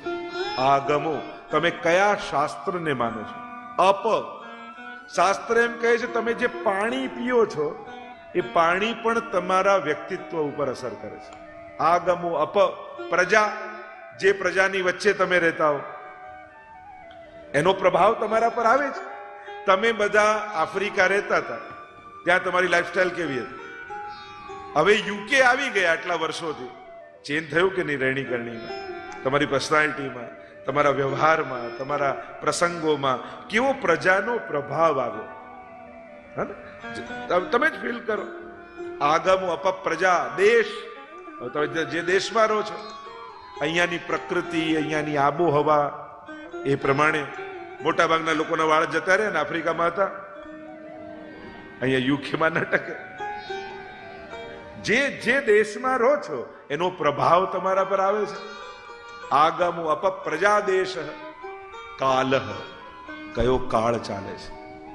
જો આ કલયુગનો પ્રભાવ ચાલે છે, કાળ ચાલે છે, એટલે કલયુગમાં પાપ બહુ સહજ છે, ક્લેશ બહુ સહજ છે, અને પુણ્ય કરાવવા માટે એને કેટલો સમજાવવો પડે. પુણ્ય કરવું કઠિન છે. કલયુગનો પ્રભાવ છે. કલયુગ અને સતયુગમાં ફરક શું? એક ગુલાબની ડાળી હોય, સતયુગ વાળો એમ કે આટલા કાંટા છે પણ એક ગુલાબ તો ઉગ્યું છે. અને એ જ કલયુગ વાળાને બતાવો, એક ગુલાબ ઉગ્યું એમાં આટલા બધા કાંટા. કલયુગ વાળો કાંટાને જુએ, સતયુગ વાળો ગુલાબને જુએ. વસ્તુ એ જ છે, દ્રષ્ટિકોણ માણસનો બદલાય છે. જેવો કાળ, એવી મહાભારતમાં કથા કહેવામાં કે યુધિષ્ઠિરનું રાજ્ય ચાલતું હતું, હજી કલયુગ આવ્યો નતો, હજી પ્રભુ સ્વધામ હતા અને કલયુગ આવવાની તૈયારી ને અંત હતો. અને એક ખેડૂતે ખેતર વેચ્યું, અને ખેતર વેચ્યું ને બીજાએ ખરીદ્યું, અને હળ જોતતો હતો જે ખરીદનારો, તો એનું હળ અથડાયો અને એમાંથી કોઈ ચરુ બહાર આવ્યો, સોનાનો ચરુ. સોનાની મહોરો ને રત્નો ને કેટલા દાગીના એમાં ભરેલા. પણ સમય સારો ચાલતો, એને કહ્યું કે મેં તો હમણાં જ ખરીદ્યું છે. જેણે વેચ્યું એના બાપ દાદાએ અંદર મૂક્યું હશે, એટલે મારો અધિકાર આના ઉપર ન કહેવાય. એમ કરું કે જે માલિક હતો ને જૂનો, એને બોલાવીને આપી દો. અને ગોતતો ગોતતો ચરુ લઈને ગયો સોનાનો, અને માલિકને આપ્યું કે આ તમારો ચરુ, કારણ કે ખેડતો હતો ને નીકળ્યું, મારો અધિકાર આના પર ન કહેવાય. એટલે પેલો કે ના ના ના, મેં વેચી દીધું, હવે ખેતરમાં જે પણ ઉગે કે નીકળે એ બધું તમારું છે. સિદ્ધાંત એવું કહે છે એમાં મારો હક ન લાગે. પેલો કે ના ના તમારું. પેલો બંનેમાં એટલો મોટો ઝઘડો થયો કે આ તારું, પેલો કે ના તારું.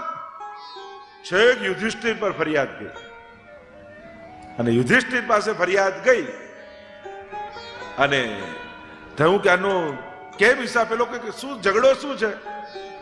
પેલો કે આ તારું છે, પેલો કે આ તારું છે. એકબીજાને આપવા માટે લડી રહ્યા છે, આનો કઈ ચુકાદો કરો. અને યુધિષ્ઠિર તો ત્રિકાળ જ્ઞાતા હતા, અને નકુલ એને પૂછો તો એ ભવિષ્યને કહી દે. એને બોલાવો કે કરવું શું? તો કહ્યું કે થોડો સમય જવા દો મોટા ભાઈ, કારણ કે એ ભવિષ્ય વેચતા હતો ને, એને થયું કે કલયુગ થોડા ટાઈમમાં આવવાનો જ છે, એટલે એમ કરો, એમને કહો કે તમે 5 વર્ષ પછી આવજો. અને અહીંયા પ્રભુ સ્વધામ પધારી ગયા, કલયુગે પ્રવેશ કર્યો ને 5 વર્ષ થયા ને પેલા આવ્યા, ઘરમાં બેઠા હતા અને કહ્યું કે બસ હવે તારીખ નક્કી આવી છે.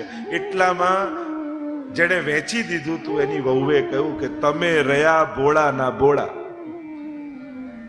જે આવે બધા તમને છેતરી જાય. પેલા હસવામાં કહેતા ને કે પેલા પતિ ને પત્નીએ કહ્યું કે તમને તો બધા જ છેતરી જાય છે. તો પતિએ કહ્યું શરૂઆત તારી બાએ જ કરી છે. બંને પક્ષે જો, એક પક્ષે ના કહેતા પાછા. તો આ તમે તો ભોળા ના ભોળા, જે હોય છેતરી. તમે તમારું હતું ને આવે છે સામેથી, છોડો છો શા માટે? આપણી 7 પેઢી તરી જશે, અને ક્યાંક તમારા બાપ દાદાએ મૂક્યું હશે તો જ નીકળ્યું ને, તમે જ અધિકારી કહેવાઓ. તો વાત તો સાચી છે, ચાલો એને જઈને કહીએ. અને બંને પતિ પત્ની આવ્યા અને કહેવા લાગ્યા, પેલું તમે એમ કહેતા હતા ને કે અમારો અધિકાર, તો તમારા આગ્રહને માન આપી અમને એમ લાગ્યું કે લાવ લઈ લઈએ. ત્યારે પેલા ખેડૂતે કહ્યું, કયો ચરુ? શેની વાત કરો છો? મને તો કઈ યાદ નથી. અને પાછો ઝઘડો થયો, અને એવો ઝઘડો થયો કે ફરિયાદ ગઈ યુધિષ્ઠિર પાસે. કહ્યું કે હજી ઝઘડો છો? કે ના ના હવે બદલાઈ ગયું છે. પેલો કે મારો છે, પેલો કે મારો છે. યુધિષ્ઠિર કે હવે બધું બરાબર છે. કલયુગ આવ્યો એટલે બુદ્ધિ ફરી. તો આગમો અપપ્રજાદેશ કાલ, કાળ પ્રભાવ નાખે છે. આ કાળ બહુ જ ભક્તિને સપોર્ટ કરનારો નથી, અને એટલા માટે જેને ભક્તિ કરવી હશે ને, એ ક્યાંક એને કાળને સાથે સંઘર્ષ કરવો પડશે. તમે ભક્તિ કરવા લાગો એટલે બધા કઈ અનુકૂળ ને મદદે નહીં આવી જાય, ક્યાંક તમારે રસ્તા શોધવા પડશે. પણ જેની જોડે કૃષ્ણ હોય, કાળ પણ એના શરણે આવી જતો હોય છે. તો કૃષ્ણ ભક્તાન ન બાધતે, એટલે જ કહ્યું કલા કાલ કરાલ, પણ કૃષ્ણ ભક્તાન ન બાધતે. શિક્ષાપત્ર મારી રહી કે આ કલયુગ બહુ કરાલ છે, પણ કૃષ્ણ ભક્તોને બાંધી શકતો નથી. કાલ કર્મ, તમે જે ધંધો કરતા હો ને એ પણ તમારા વ્યક્તિત્વ ઉપર અસર કરે. દરેકનો એક આપણે કહીએ ને, જેમ જેમ જુદા જુદા, એમ ડોક્ટર હોય તો જુદા દેખાઈ જાય, સીએ હોય તો જુદા દેખાય, વકીલ હોય એ રીતે બિઝનેસમાં પણ જુદા, એની પર્સનાલિટી જુદી લાગે. તમને એમ લાગે કે ચોક્કસ આ જ ફિલ્ડમાં હશે. કર્મ છે, જન્મ છે, તમારો કયા કુળમાં જન્મ થયો છે એ પૂર્વજોના સંસ્કારો પણ તમારી સાથે આવે છે. કારણ કે જ્યાં જન્મ થયો છે પણ બહુ મહત્વ. અથ સંસ્કારો, અને છેલ્લે કહ્યું હવે આપેલા સંસ્કારો એ પણ તમારા વ્યક્તિત્વ ઉપર પ્રભાવ નાખે છે. કારણ કદાચ બાળપણમાં વડીલોનું કહ્યું ન માન્યા હો, પણ જ્યારે તમારે બાળક થાય અને એને સંસ્કાર આપવાના આવે ને, તો મમ્મી પપ્પા જે કહેતા એ બધું યાદ આવે. પપ્પા આમ કહેતા, મમ્મી આમ કહેતા, કારણ કે હવે સંસ્કાર આપવાના છે. આપેલા સંસ્કારો વ્યક્તિત્વ ઉપર પ્રભાવ પાડતા હોય. તો આ 10 વસ્તુ માણસનું ઘડતર કરે. જે વાત તો સહજા દોષ, જન્મની સાથે પેદા થયેલા દોષ. હવે તમે આ કુળમાં છો તો શું તમે ભક્તિ ના કરી શકો, સેવા ના કરી શકો? તમે આ જ્ઞાતિમાં પેદા થયા તો તમે સેવા ના કરી શકો? તમને આ દેહ મળ્યો, મહાપ્રભુજી તો સ્ત્રી શુદ્રાદુદ્ધતિ ક્ષમા, સ્ત્રીઓને શુદ્રોનો ઉદ્ધાર. જેને એ સમયમાં કોઈ મંદિરમાં જવા ન દેતું, સ્ત્રીઓને અધિકાર ના આપતા, અને મહાપ્રભુજીએ કૃપા કરી એના ખોળામાં લાલન પધરાવી એને યશોદાજીનું સુખ આપી દીધું. કે જેને મંદિરમાં નહોતા જવા દેતા એના ઘરને મહાપ્રભુજીએ નંદાલય બનાવ્યું, એના ઘરમાં ખેલતા કરતા હતા. આ કૃપા મહાપ્રભુજીએ કરી. તો આમ ઘણી બધી ચર્ચાઓ. તો સહજા, બીજું દેશ કાલોત્થા, દેશ અને કાળના દોષ. હવે શાસ્ત્રોમાં ઘણી બધી વાતો કહી છે, પણ આ દેશ કાલ એવો છે, જો ઘણી વસ્તુઓ આ દેશમાં રહીને તમે ન પાલન કરી શકો. ઘણી વસ્તુઓ આ કલયુગમાં સંભવ નથી. દેશ કાલ દ્રવ્ય કરતા કર્મ અને મંત્ર, 6 વસ્તુની શુદ્ધિ જોઈએ, એ સંભવ નથી. તો શું કરવું? તો શું આપણે આપણી ભક્તિ ફલિત નહીં થાય? આપણે સેવા કરવાને યોગ્ય નહીં રહીએ? કે ના, બ્રહ્મ સમન લીધું છે તો પ્રભુ તારા આ દોષોને પણ ક્ષમા કરી દેશે. દેશ કાલ, લોક વેદ નિરૂપિતા, વેદ અને નીતિ અને સ્મૃતિ ગ્રંથોમાં વર્ણિત જે આ શાસ્ત્ર આજ્ઞાઓ છે. હવે ઘણી વેદની એવી બધી મર્યાદાઓ છે, અને તમે મનુસ્મૃતિ ને ધર્મ સિંધુ, નિર્ણય સિંધુ આ બધા ગ્રંથો જુઓ, એમાં સવારે ઉઠો અને રાતના સૂઈ જાઓ ત્યાં સુધીના નિયમો છે. અને કદાચ જો ખોલીને વાંચો ને તો તમને ચક્કર આવવા લાગે કે આ બધું લંડનમાં કરવું કઈ રીતે. જે દેશકાળ અને લોકવેદ નિરૂપિતા, વેદમાં અને સ્મૃતિમાં જે આજ્ઞાઓ છે એ આજે પ્રેક્ટિકલ બધું પોસિબલ નથી. થાય એટલું આપણે કોશિશ કરીએ છીએ કે કેમ કરીને આ બધી જે અમુક આચાર વિચાર વ્યવસ્થાઓ, અમુક નિયમો જે શાસ્ત્રોએ બતાવ્યા છે કે આ જીવે કરવા જ જોઈએ. 5 હિંસા થાય છે તો 5 યજ્ઞો કરવા જોઈએ. હવે આપણે ક્યાં કરવા જવાના અહીંયા રહીને? તો શું કરવું? શું આપણી યોગ્યતા નહીં રહે? તો કે ના, બ્રહ્મ સમન લઈને શરણાગત થયો છે તો આ દોષ તારો નિવૃત્ત થશે. સહજા દેશ કાલોત્થા, લોકવેદ નિરૂપિતા, સંયોગ છે. એટલે કે બુદ્ધિપૂર્વક થતા દોષો, સંયોગથી થતા દોષો. ઘણી વાર ખબર હોય કે આ ન કરાય છતાંય થાય. આ બુદ્ધિ માણસને પાપ તરફે પ્રેરી જાય. બુદ્ધિ તો અનેક પ્રકારથી પોતાના કેવલ સ્વાર્થનું વિચારતી આ બુદ્ધિ ઘણાનું નુકસાન પહોંચાડતી હોય છે. આવા સંયોગ જ દોષ. અને 5મો કહ્યું સ્પર્શજા, સ્પર્શથી થનારા દોષ. અત્યારે તો કોઈને એમ કહો દૂર રહેજો, અડતા નહીં, તો એને અપમાન જેવું લાગે. અત્યારે તો અને પુષ્ટિ માર્ગ માટે તો એવી લોકોને ઇમ્પ્રેશન થઈ ગયું છે કે અડાય નહીં, જવાય નહીં, ખવાય નહીં, એ જ પુષ્ટિ માર્ગ. તો બધું નેગેટિવિટી એટલી ઘૂસી ગઈ છે. તો ઘણીવાર અમે પણ કોઈ નવો વ્યક્તિ આવે ને અપરસમાં હોઈએ, સેવામાં જવાનું હોય, પણ એમ થાય કે અડી ગયો વાંધો નહીં, બીજી વાર નાહી લઈશું, પણ અડતા નહીં એવું કહેવું નથી. કારણ કે લોકોને એવી ધારણા બેસી જાય છે. તો ઠાકોરજીમાં પવિત્રતા રાખવી આપણે બધા જ જાણીએ છીએ. પ્રભુ પરમ પવિત્ર છે, પરમ પાયસ છે, પવિત્ર છે. તો દેવો ભૂત્વા દેવમ યજેત એવી શાસ્ત્રોમાં આજ્ઞા છે કે દેવ થઈને દેવને ભજો. તમે જેને ભજો છો એવા થાવ. એટલે જોજો, આ મહાદેવજીને ભજનારા હોય ને એ રાખ ભભૂત લગાડે, ત્રિપુંડ કરે અને વાઘાંબર પહેરે. એટલે દેવ થઈને દેવને ભજવાનું.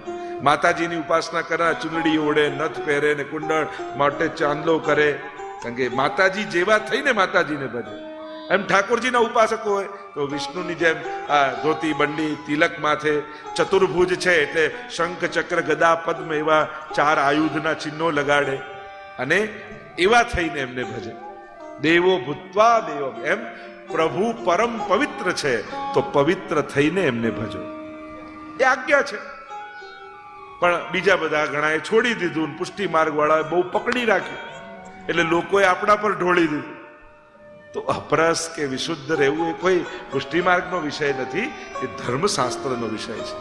દરેક ભક્તિ કરનારે જેની પણ ઉપાસના કરતા હો પણ પવિત્રતા રાખીને જ ઉપાસના કરે. તો સ્પર્શ દોષ, સ્પર્શથી થનારા દોષ. આપણે કહીએ ને જેનો સ્પર્શ કરો એના વિચારો તમારી અંદર આવે, એનો ભાવ તમારી અંદર આવે. અને એમે કોરોનાએ તો આ દોષ બરાબર શીખવાડી દીધો આપણને બધા.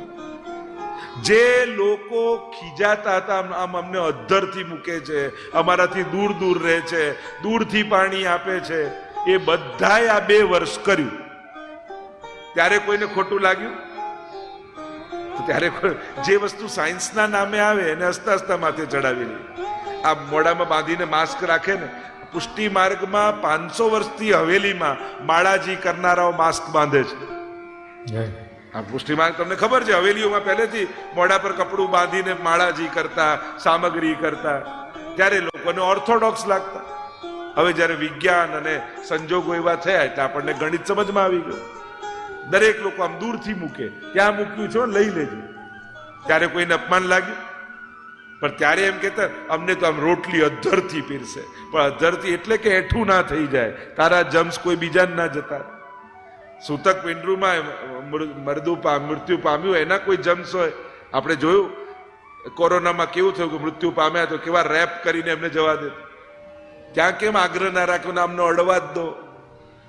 ત્યાં ખબર હતી કે ક્યાંક લાગી ન જાય. તો જ્યારે દવા નહોતી ત્યારે પ્રિકોશન જ એની ઔષધિ હતી. સાચવવું એ જ એની દવા હતી કે આપણે વધારે સાવધાન. અને હાથ ધોવાનું તો બધા શીખી ગયા. જે પુષ્ટિ માર્ગના નામે લોકોએ લખી નાખ્યું હતું ને, આ પુષ્ટિ માર્ગમાં ખબર નહીં વારે ઘડી હાથ ધુઓ ને હાથ ધુઓ ને હાથ ધુઓ. અને હવે તો એડવર્ટાઇઝ કરે કે હાથ આમ ધુઓ ને આટલી વાર ધુઓ ને આ રીતે ધુઓ. તો બધાને આવડી. મૂળ વાત એ છે કે જ્યારે સંજોગો શીખવાડે છે ને ત્યારે માણસ બરાબર શીખી જાય છે. કોઈ ઉપદેશ કરતા સંજોગો વ્યવસ્થા હોય એવી થાય, આપણે શીખી. તો સ્પર્શજા દોષ, તો આ 5 પ્રકારના દોષોની નિવૃત્તિ આનાથી થશે. અને એમ કહીને હવે મહાપ્રભુજી પુષ્ટિ માર્ગના સિદ્ધાંતના રહસ્યોને સમજાવતા આગળ આજ્ઞા મહાપ્રભુજી કરે. અન્યથા સર્વદોષાણામ ન નિવૃત્તિ કથંચન. અને મહાપ્રભુજી આજ્ઞા કરે છે કે અન્યથા, આના સિવાય કોઈ પણ રીતે આ બધા દોષોની નિવૃત્તિ સંભવ નથી. એટલા માટે જ આપણે ત્યાં પ્રવેશ કરે એને સૌથી પહેલા બ્રહ્મ સંબંધ અપાઈએ છીએ. કારણ આ 5 દોષો લઈને ફરનારો જીવ પ્રભુ સુધી કેમ પ્રાપ્તિ કરવાનો, પ્રભુની સેવા કેમ કરવાનો? તો બ્રહ્મ સંબંધ એ વિશુદ્ધ બનવાની પ્રક્રિયા છે કે તમે પ્રભુને લાયક બનો છો સમર્પણ દ્વારા. અને આગળ મહાપ્રભુજી આજ્ઞા કરે, અસમર્પિત વસ્તુનામ તસ્માદ વર્જનમાચરે નિવેદિભિઃ સમર્પ્યૈવ સર્વં કુર્યાદિતિ સ્થિતિઃ. મહાપ્રભુજી પુષ્ટિ માર્ગના સિદ્ધાંતોને સમજાવતા કહે, અસમર્પિત વસ્તુનામ તસ્માદ વર્જનમાચરે. અસમર્પિત વસ્તુનો ત્યાગ એ પુષ્ટિ માર્ગના પ્રધાન સિદ્ધાંતોમાં છે. અને અસમર્પિત એટલે કેવલ ધર્યું જ નથી, ખાવા પૂરતું નથી. એ તો એક અંગ છે. પ્રત્યેક વસ્તુમાં સમર્પણનો ભાવ. જે વસ્તુ ધરી શકાય એને ધરવી, અને જે વસ્તુ ધરવાને લાયક ન હોય એને વિચારવી. ઘણી વસ્તુ એવી હોય, આપણે ચપ્પલ નવી લાવીએ તો એને સમર્પિત કઈ રીતે કરીએ? તો કે એ ચપ્પલ પહેરીને આજે હવેલીએ દર્શન કરવા જાઓ એટલે એનું સમર્પણ થઈ ગયું. તમે કહો હું બીમાર પડું ને દવા ખાવા આપે તો એને થોડી ઠાકોરજીને 2 ગોળી કે 2 સવાર સાંજ બપોર તો 2 ઠાકોરજી નાનકડી વાટકીમાં ધરી પાછી સરાઈને લીધી, આવું કરે?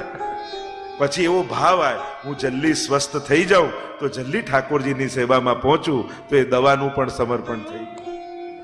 ઘણી વસ્તુ એવી છે કે જે ધરતા નથી પણ એનું ફળ ઠાકોરજીને માનો તો એ પણ સમર્પિત થાય. તો અસમર્પિત વસ્તુ નામ. અને આ ગીતાજીનો સિદ્ધાંત છે. મહાપ્રભુજી કહે હું ધર્મશાસ્ત્રોથી કોઈ નવી વાત નથી કરતો, પણ શાસ્ત્રો જે કહેવા માંગે છે હું એને સમજાવવા ભૂતલ પર આવ્યો છું. ગીતાજીમાં ભગવાને કહ્યું ને, યત કરોસી યદસ્નાસી યજ્જુહોસી દદાસી યત તપસ્યસી કૌંતેય તત્ કુરુસ્વ મદર્પણ. તું જે કરે છે, તું જે હોમે છે, તું જે ખાય છે એ બધું જ મને અર્પણ કર. ઘણી વાર લોકો આમ પેલું ટેરો લઈને આમ થાળ ગાય કે આ ધર્યું છે, આ ધર્યું છે. ઠાકોરજીને થાય આજે તો લોટરી લાગી આટલી વસ્તુ, પણ જ્યાં ટેરો ખસે જુએ તો ખાલી મિશ્રી સાકરિયા સિંગ જ હોય. થાળ ગાવાનો ન હોય, થાળ ધરવાનો હોય.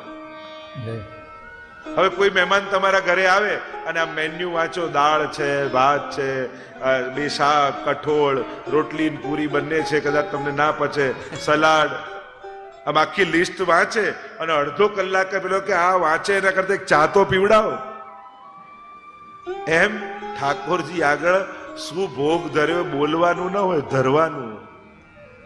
પુષ્ટિ માર્ગમાં તો અસમર્પિત વસ્તુ નામ તસ્માદ વર્જનમાચરે. બધું પ્રભુને ધરીને લેવું, સર્વ સમર્પણમ પુષ્ટિ માર્ગનો આ સિદ્ધાંત છે. અને ઘણા આપણા વડીલો ઠાકોરજીને ધરીને લોકો એની નિંદા કરે, જો ને આ કઈ મોટા ભગત થઈ ગયા, અમારા ઘરનું નથી લેતા, અમારે ત્યાં નથી લેતા એ કારણ નથી. મહાપ્રભુજીના સિદ્ધાંતને એ જીવી રહ્યા છે, ગીતાજીના સિદ્ધાંતને એ જીવી રહ્યા છે કે અસમર્પિત હોય એટલે કે પ્રભુને જે ન ધર્યું હોય એ મારાથી ન લેવાય. આ એનો સિદ્ધાંત છે. અને આ તો આધ્યાત્મિક જગતની યાત્રા છે. અને કોઈ વ્યક્તિ આગળ જઈ રહ્યો છે તો તમે એની નિંદા કરી શું કરવા? પાપ માથે વરો છો. આપણે ન કરી શકતા હોઈએ પણ જે કરતા હોય એનો આદર કરો. ઘણા ધર્મના નિયમો એવા છે, બહુ અઘરા છે, આખી સહેલું છે. લો આનાથી મોટા થઈ જવાતું, તમે થઈ જાઓ, તમે પાડી લો. કેટલું કઠિન છે. એક પ્રકારનું આ તપ છે કે પોતાના મોં, શોખ, સ્વાદ આ બધું જ છોડી મારા પ્રભુને ધરીને લઈશ. આ એક નિયમ તપ છે આ વૈષ્ણવ. અને કોઈ પાળતું હોય તો એની કોઈ નિંદા ન કરતા, એને સપોર્ટ કરજો. સાહેબ કે અમે નથી કરી શકતા, તમે કરો છો ને, અમારી કોઈ પણ મદદની જરૂર હોય તો અમને કહેજો. પણ ખબર નહીં લોકોને લોકોના નિયમો તોડાવવામાં શું મજા આવે છે. બીજે ભલે ના, અમારે ત્યાં તો જમવું જ પણ બહુ જમાડવાનો શોખ છે તો અડધી દુનિયા ભૂખે મરે જ, એને જમાડો ને. પણ એને નથી ખવડાવવા, આપણને તો એનો નિયમ જ તોડાવવો કે આણે નિયમ કેમ લીધો. બીજાના ધર્મ તોડાવવામાં શું મજા આપણને આવે. જે કરે છે એને સહાયક થાવ, એને સપોર્ટ કરો. આટલી મેચ્યોરિટી તો સમાજમાં હોવી જોઈએ ને કે કોઈ વ્યક્તિ પોતાના ભક્તિ માર્ગમાં પોતાના જીવનમાં આગળ વધતું હોય, એ કોઈ બી ધર્મનો હોય, એ જૈન હોય તો એના ઉપવાસ કરતા હોય, યા એ વૈષ્ણવ હોય ને એની એકાદશી, યા એના સર્વ સમર્પણના સિદ્ધાંત, એણે પોતાના આધ્યાત્મિક માર્ગનો કોઈ સંકલ્પ કર્યો છે તો એનું સન્માન કરો, એની નિંદા ક્યારે ન કરો. એમાં ક્યાંય કોઈ નાનું મોટું નથી થઈ જવાનું, પણ એ કરી રહ્યો છે તેને આદર આપો. અસમર્પિત વસ્તુ નામ તસ્માદ વર્જનમાચરે. અસમર્પિત વસ્તુનો ત્યાગ. આપણે ત્યાં તો પુષ્ટિ માર્ગ રીત કપડા પણ નવા લાવીએ ને, ઠાકોરજીનું ચિત્ર હોય ને નડાડીએ, યા એ નવા કપડા પહેરીને પેલા ભગવત દર્શન કરીએ. વસ્તુ જમવાની ભોજનની તો વસ્તુનું છે જ, પણ દરેક વસ્તુનો સિદ્ધાંત છે. કાર પણ નવી લો ને તેમ કરજો, તમારા લાલનને ઝાંપીજીમાં પધરાવજો અને પહેલો આંટો ઠાકોરજીને મરાવજો. મારા ઠાકોરજીને મેં પધરાવીને મારી કારને સમર્પિત કરી. યા એ કાર ઘરે ઠાકોરજી ન હોય તો એ કારમાં સૌથી પહેલા ભગવત દર્શન કરવા શ્રીનાથ ધામમાં આવજો, હવેલીમાં દર્શન કરજો. આ નિયમો, આપણી પ્રણાલિકા છે, આપણી પરંપરા છે. અને કેવલ પુષ્ટિ માર્ગની નહીં, ગીતાજીમાં ભગવાને સર્વ સમર્પણનો સિદ્ધાંત બતાવ્યો, અસમર્પિત. અને ત્યાં સુધીનું કહ્યું કે જે મારા ઠાકોરજીને ન ધરી શકું એ મારાથી કેમ લેવાય. ગોકુલનાથજીના પ્રસંગમાં આવે છે ને કે પ્રશ્ન કર્યો કે તાદૃશી વૈષ્ણવ કોને કહેવાય. અને ગોકુલનાથજીએ કહ્યું કે સમય આવશે ને ત્યારે તમને બતાવીશ. એકવાર ગોકુલનાથજીનો ઉત્સવ હતો, બધા જ વૈષ્ણવ પ્રસાદની પંગતમાં બેઠા હતા, પાતળમાં પ્રસાદ લેવા માટે.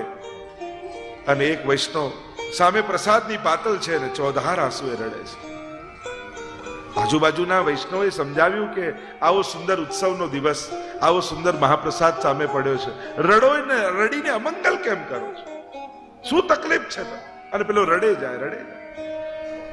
પેલા વૈષ્ણવે બહુ સમજાવ્યા પણ માન્યા નહીં, એટલે ફરિયાદ કરી ગોકુલનાથજીને કે જયરાજ આપ જ આવીને સમજાવો ને, આમને બાકી તો સમજમાં આવતું નથી. અને ગોકુલનાથજી આવ્યા. પેલા વૈષ્ણવને કહ્યું તું ઉભો થા, તારાથી નહીં લેવાય, તું ઘરે જતો. અને પેલો તો રાજીનો રેડ થઈ ગયો, અરે કૃપા કરી દીધી મારા ઉપર, આપે તો ખૂબ મોટી કૃપા કરી. અને રાજી થતો થતો ઘરે ગયો.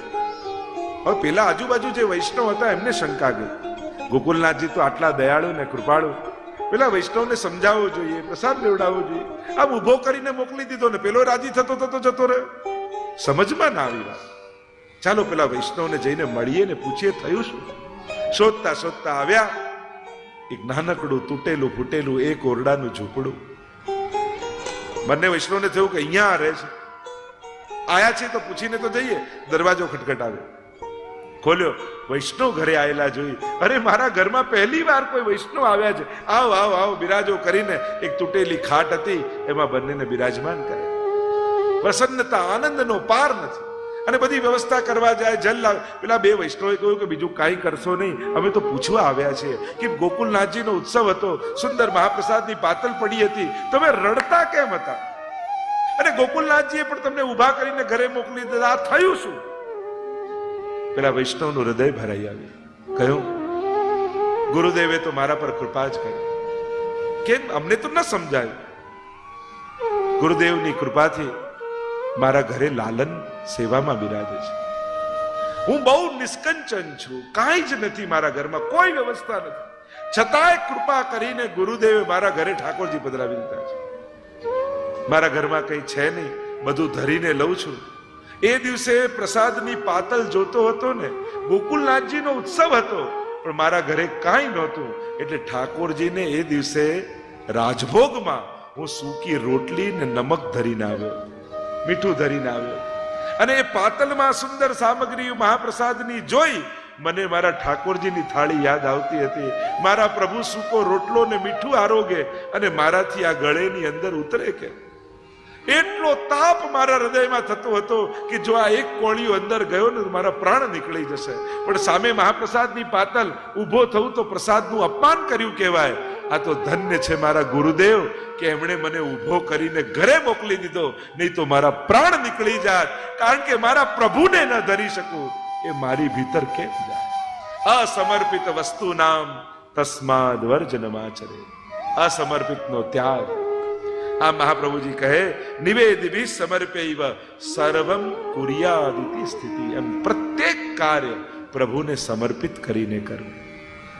દરેક કાર્યોમાં પ્રભુના સમર્પણનો ભાવ રાખો, એમ કહીને મહાપ્રભુજી આગળ આજ્ઞા કરે. નિવેદિભિઃ સમર્પ્યૈવ સર્વકુર્યાદિતિ સ્થિતિઃ નમतं દેવદેવસ્ય સામિભુક્ત સમર્પણ. પ્રભુને ક્યારે પણ અર્ધભુક્ત વસ્તુ સમર્પિત નહીં કરવી. આ આપણા માર્ગની રીત નથી. એટલે ઠાકોરજીને કોઈ પણ અર્ધભુક્ત એટલે પહેલા જે વસ્તુને આપણે વાપરી લીધી હોય એ વાપરેલી વસ્તુ પ્રભુને નથી ધરાવતી. અર્ધભુક્ત થઈ ગયું કે તમે એને ભોગવી લીધું. અને એટલા માટે પ્રભુ માટે વપરાતા પાત્રો આદિ દરેક વસ્તુને કોરા રાખવા, પ્રભુ માટે જ રાખવા. ક્યારે પણ એ વસ્તુનો આપણામાં ઉપયોગ ન કરાય. પ્રભુની કોઈ વસ્તુ આપણે વાપરીને પાછી એમને ન ધરાવે, એ અર્ધભુક્ત થઈ. ઘણી વાર મોટી મોટી વસ્તુઓમાં તો આપણે સાવધાન રહેતા હોય કે આ ઠાકોરજીની વસ્તુ જો જુદી રાખજો, ઠાકોરજીના વસ્ત્રો છે જુદા રાખજો, પ્રભુની આ છે, પ્રભુના મંદિરનું છે. એટલે પ્રભુ સંબંધી વસ્તુને આપણા સ્વના લૌકિક ઉપયોગમાં ન વપરાય. ઘણી વાર લોકો હવેલીમાં, આ હવેલીમાં તમારે આ ગોપીઓ ગાયો, અમારા ઘરે સજાવટ કર્યું, અમને આપો, અમારે ત્યાં લગ્ન છે. જો પ્રભુની વસ્તુ પ્રભુ સિવાય ક્યાંય એનો ઉપયોગ થતો નથી. જો પ્રભુ સિવાય અન્ય ઉપયોગ થઈ જાય તો એ ઠાકોરજીના કામની ન રહે, એ અર્ધભુક્ત થઈ ગઈ. અને આ આપણા માર્ગનો સિદ્ધાંત છે. એટલે પ્રભુ સંબંધી વસ્તુ એટલે કે કોઈ વસ્તુ તમે એકવાર મંદિરમાં હવેલીમાં આપી દીધી કે આ ઠાકોરજી માટે છે, મેં આપી હતી તો મને ના આપો વાપરવા. અરે તે ઠાકોરજીને ધરી દીધી, હવે પ્રભુની થઈ.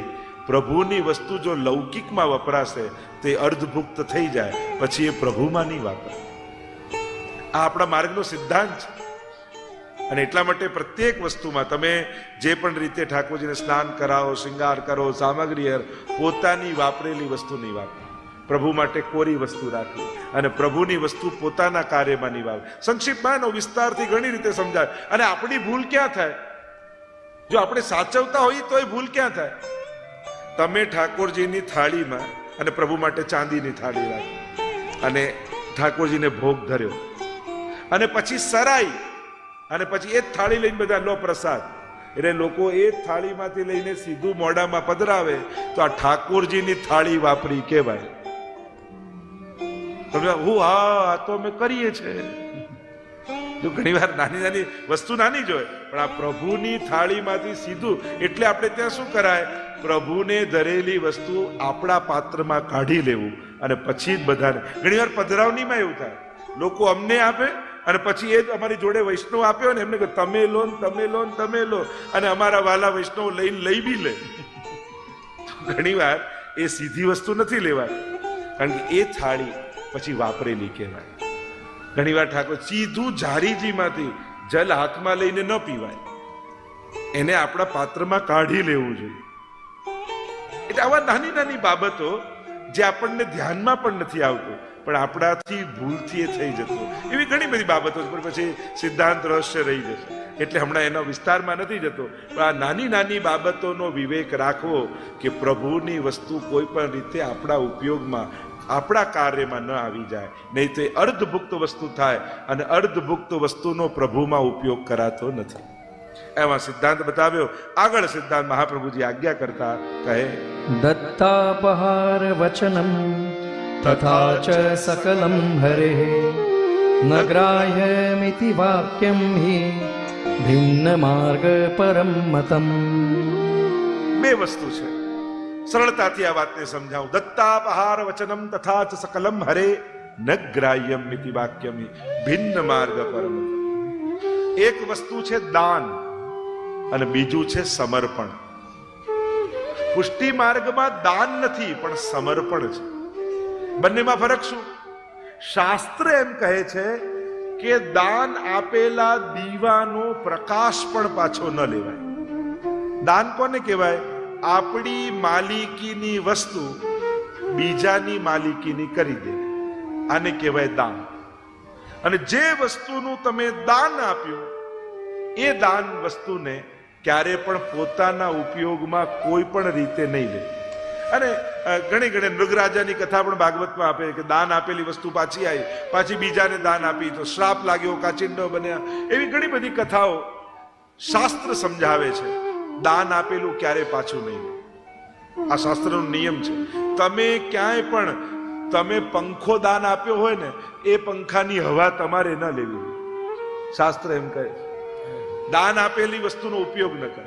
પણ આ ભિન્ન માર્ગની વાત છે. પુષ્ટિ માર્ગમાં સમર્પણ છે. અને સમર્પણ કોને કહેવાય? પ્રભુએ આપેલું પ્રભુને ધર્યું અને પ્રભુએ પ્રસાદી બનાવીને આપણને પાછું આપ્યું. તમને એમ થાય મેં બ્રહ્મ સંબંધ લીધું ત્યારે તો બોલી દીધું, દેહ પ્રાણ ઇન્દ્રિયો અંતઃકરણ, મારો આલોક પરલોક ધન જે કાંઈ પણ છે પ્રભુ આપને ધરું છું. હવે તો બધું ઠાકોરજીનું થઈ ગયું, દેવલક થઈ ગયું, મારાથી કેમ લેવાય? પ્રભુનું થઈ ગયું.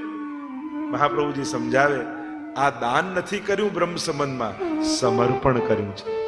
અને સમર્પણ કર્યું એટલે ઠાકોરજી આ બધી વસ્તુ પ્રસાદી કરી, એમાં રહેલા દોષોને લઈ પોતાની પ્રસન્નતા ભેળવી અને તમને પ્રસાદ રૂપે પાછું આપ્યું. અને એટલા માટે આપણે જે કાંઈ પણ વસ્તુ છે, ધન છે, આ જે ઠાકોરજીને ધરીએ છે, એમ થાય પ્રભુને ધર્યું, હવે એનો પ્રસાદ કેમ લઉં? તો કે ના, તો સમર્પણ છે એટલે પ્રસાદ લઈ શકાય. દાન જુદી વસ્તુ છે, સમર્પણ જુદી વસ્તુ છે. તો ભિન્ન માર્ગ પરમ મતમ, આ ભિન્ન માર્ગની રીતિ છે. આપણે ત્યાં સમર્પણનો સિદ્ધાંત છે.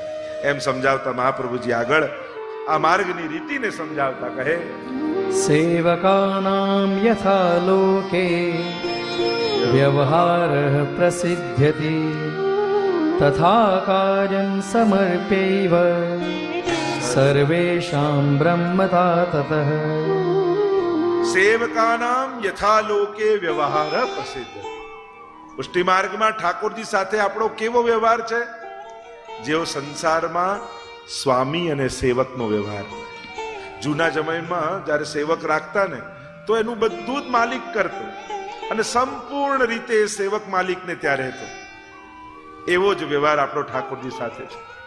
તમે સંસારમાં રહો, મહાપ્રભુજી કે કોઈ વાંધો નથી, પણ એક સેવકની જેમ રહો. આ ઘર કોનું? તો કે ઠાકોરજી. આ ધંધો કોનો? તો માલિક મારો ઠાકોર. હું તો ચાકર છું, હું તો દાસ છું. અને સેવક બનીને જીવવું, સેવક બનીને રહેવું, એ જ વૈષ્ણવતાનું લક્ષણ છે. સેવકા નામ યથા લોકે વ્યવહાર પ્રસિદ્ધ છે. એવો જ સ્વામી સેવકનો વ્યવહાર આપણે ત્યાં પ્રસિદ્ધ છે. અને આવા દાસ આજે પણ કેટલા વૈષ્ણવને હું એવા ઓળખું છું, એ લોકોની પેઢી હોય ને ત્યાં દુકાન, ત્યાં ઠાકોરજીનું ચિત્ર કે માલિક તો આ છે, અમે તો સેવક છે અને દાસ બનીને રહે. અમે પ્રભુના દાસ છીએ. આવા દાસ ભાવથી જીવે, સેવક બનીને જીવે, એને ક્યાં કોઈ કર્મ બંધન લાગવાના? બધા બંધનો તો માલિકને હોય, દાસને કયું બંધન હોય? પ્રભુ જેમ રાખે એ રીતે દાસ ભાવથી વૈષ્ણવ રહે. અને આ જ દાસ ધર્મ, એ જ આપણો ત્યાં સૌથી મોટો ધર્મ છે. દાસોહમ, હું દાસ છું. ભક્તિ માર્ગમાં સ્વામી બનવું એટલે તો બંધન, અને દાસ બનવું એટલે સિદ્ધિ. દાસ ભાવ અમારે ત્યાં જાગે. અમારા પરદાદાજી પુરુષોત્તમલાલજી મહારાજ શ્રી, એમના સેવકના જીવનની એવી પ્રસંગ આવે છે કે પોતે પાકિસ્તાન, એ સમય તો ભાગલા નહોતા પડ્યા દેશના, અને ત્યાં લાહોરમાં એ રહેતા, અને અમારા પરદાદાજી ત્યાં કોટા બિરાજતા, અને એમની પાસે કોઈ વૈષ્ણવ આવે ને એમ કે હું ધંધાથી પાકિસ્તાન ત્યાં જવાનું છું લાહોર, ત્યારે આપ કે અમારા ત્યાં જમનાદાસ નામના વૈષ્ણવ છે ને ત્યાં લાહોર જાઓ ને તો અમને જરૂર મળજો, બહુ સારા વૈષ્ણવ. એટલે ગુરુદેવ કોઈના વખાણ કરે અને એમ થાય કે ચોક્કસથી ગામમાં જઈએ છીએ તો જરૂર મળવું, સત્ય ઘટના છે. અને એક વૈષ્ણવ આવ્યા કે જરા જાઉં છું લાહોર કામથી, તો કહ્યું કે ત્યાં અમારા સેવક જમનાદાસજી, એમને જરૂર મળજો, બહુ સારા વૈષ્ણવ છે. અને પેલા બધું કામ લાહોર પહોંચ્યા, બધું કામ પત્યું, અને કહ્યું કે ગુરુદેવે કહ્યું છે કે આ વૈષ્ણવ રહે છે, ચોક્કસ એને મળીને જાઉં. શોધતા શોધતા આવ્યા, દરવાજો ખટખટાવ્યો, અને દરવાજો ખોલ્યો અને પૂછ્યું. એમણે કહ્યું કે મને ગુરુદેવે કોટાથી મોકલ્યો છે અને બહુ પ્રશંસા કરી છે કે જમનાદાસજીને મળીને આવજો. જમનાદાસજી ઘરમાં છે? જો કે ના, ક્ષમા કરજો, હું તો ચાકર છું એમનો, પણ એ કાલે જ બહારગામ ગયા છે, અને બહારગામ ગયા છે, 4-5 દિવસે પાછા આવશે. તો પેલા વૈષ્ણવ કે જો બહારગામ ગયા હોય તો પછી હું પછી આવીશ મળવા, જ્યારે ફરી આવીશ. કે ના ના, અમારા તો એવા, અમારે ત્યાં તો નિયમ એ છે અમારા શેઠજીનો, કોઈ પણ વૈષ્ણવ આંગણે આવે તો એને 2-4 દિવસ તો રોકવાનો જ. એમને જો તમે જતા રહેશો તો મને નોકરીમાંથી કાઢી મૂકશે. મારા પર દયા કરો, નહીં તો મારે નોકરી છોડવાનો વારો આવશે, થોડા દિવસ રોકાઈ જાય. અને એટલો આગ્રહ કર્યો, એમને રોકી લીધા અને કહ્યું કે મારી પાસે તો કાંઈ કપડાં ને બધું ત્યાં પડ્યું, અરે બધું જ મળશે અહીંયા. અને રોજ એમના માટે સુંદર ભોજન બનાવે, ભોજન કરીને સૂઈ જાય, એમના પગ દબાવે, નવા નવા વસ્ત્રો એમને આપે, અને પગ દબાવતા દબાવતા વાત કરે કે આ ગુરુદેવ એમના વખાણ કરે, પણ ઠીક છે, એમના વખાણ કરવા ન કરવા, અને ચાકર બધી વાત કરે કે એવા કોઈ ભગવદી નથી કોઈ શેઠજી. આમ જો ને બધું મૂકી મૂકીને બહાર ફરતા હોય છે, સેવાએ હું કરું છું, હું સાચું છું એમ. અને પેલા વૈષ્ણવને એમ થયું કે પેલા શેઠજી કરતા તો એમનો ચાકર ભગવદી છે, ગુરુદેવ એમના વખાણ કરે છે, પણ એના કરતા તો આ કેટલો ભાવ વાળો છે, એક મહેમાન હું છું તોય મારી આટલી ચાકરી કરે છે. અને થોડા દિવસ રહ્યા ને હવે આગ્રહ કર્યો મારે તો પાછું જવું છે ગામમાં, અને પાછા ફરતા ફરતા આવ્યા અને અહીંયા ગુરુદેવને મળવા આવ્યા.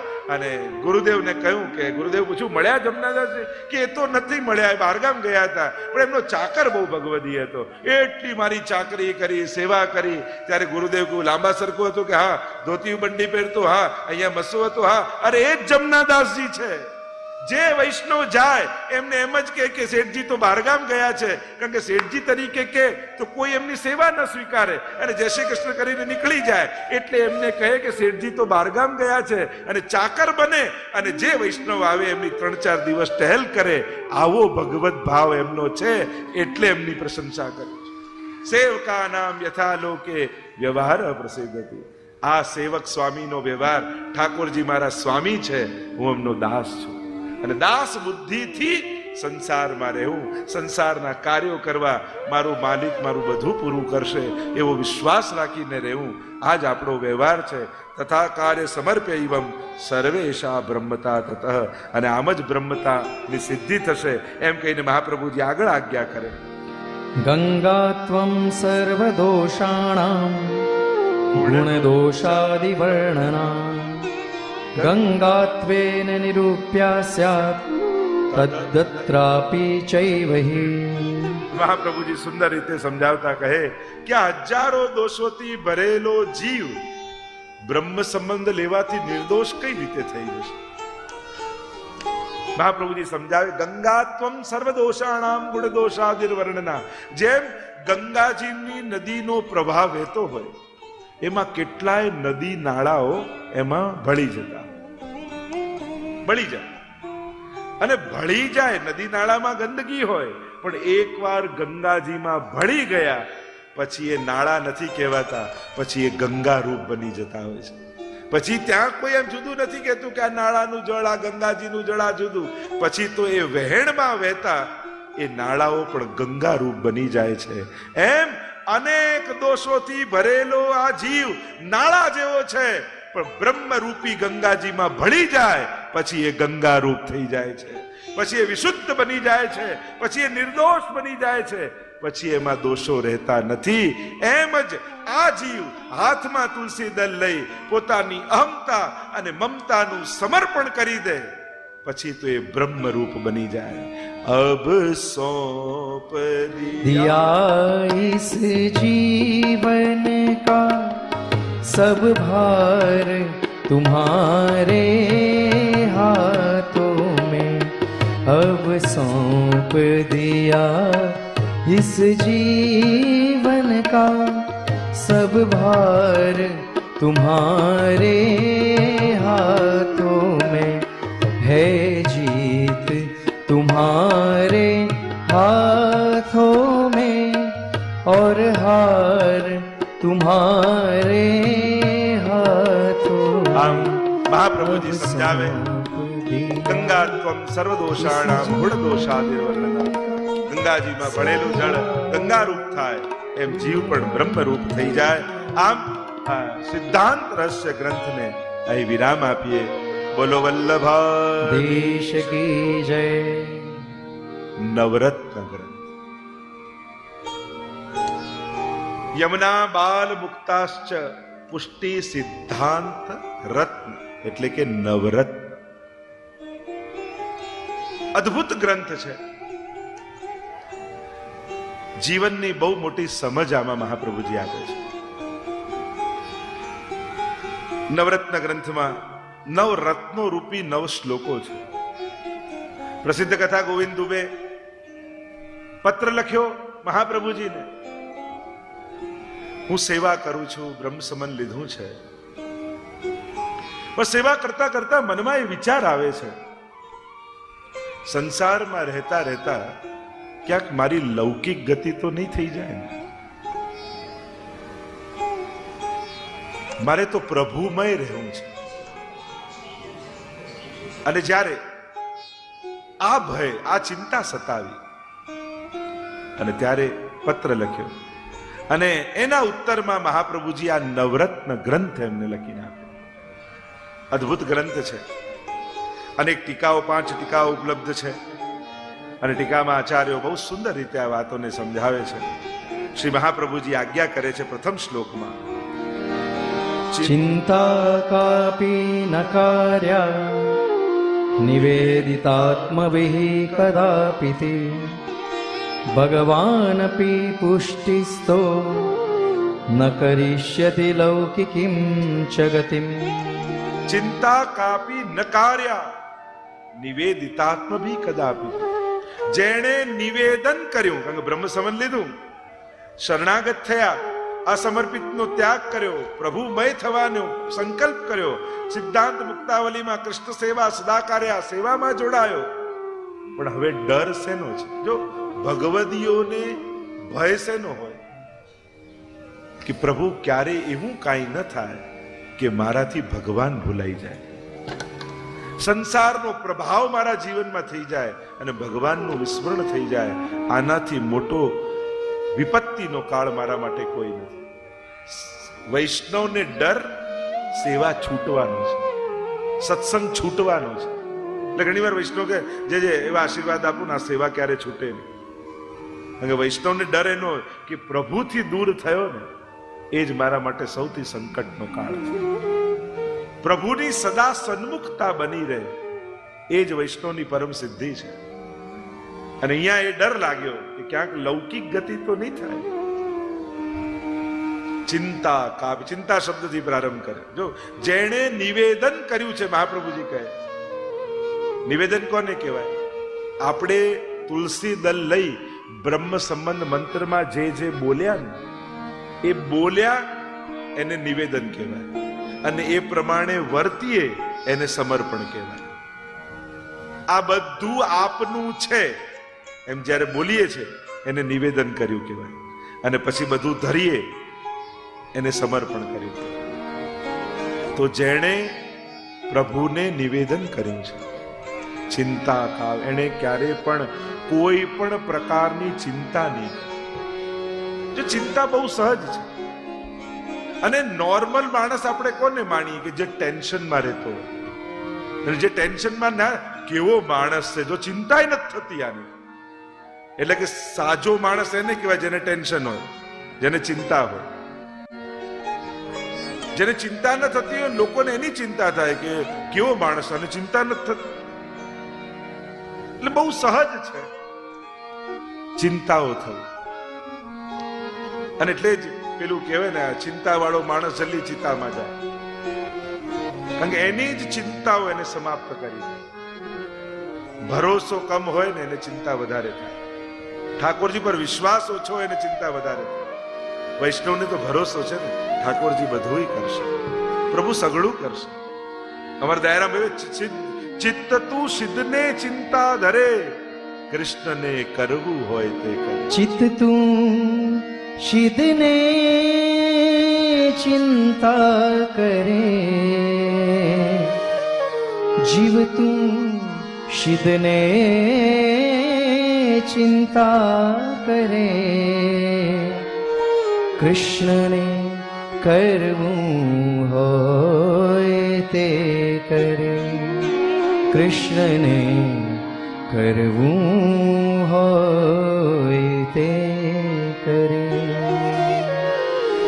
તું અંતર ઉદ્વેગ ધરે,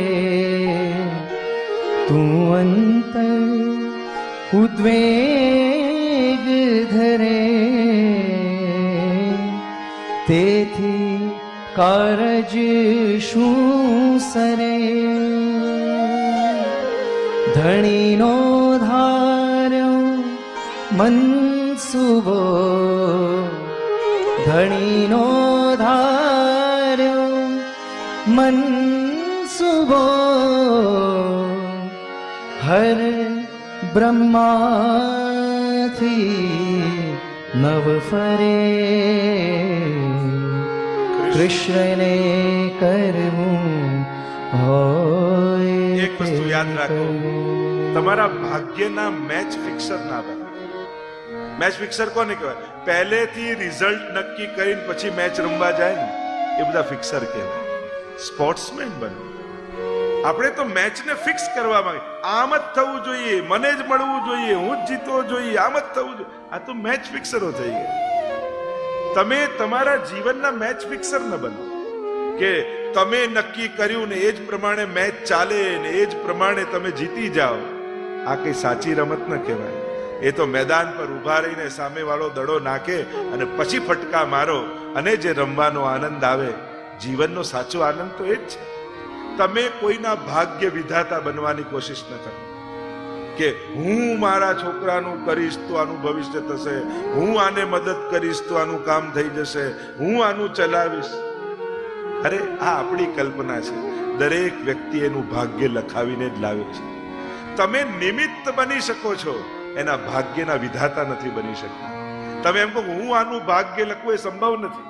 હા, એના ભાગ્યની સફળતામાં તમે નિમિત્ત હો.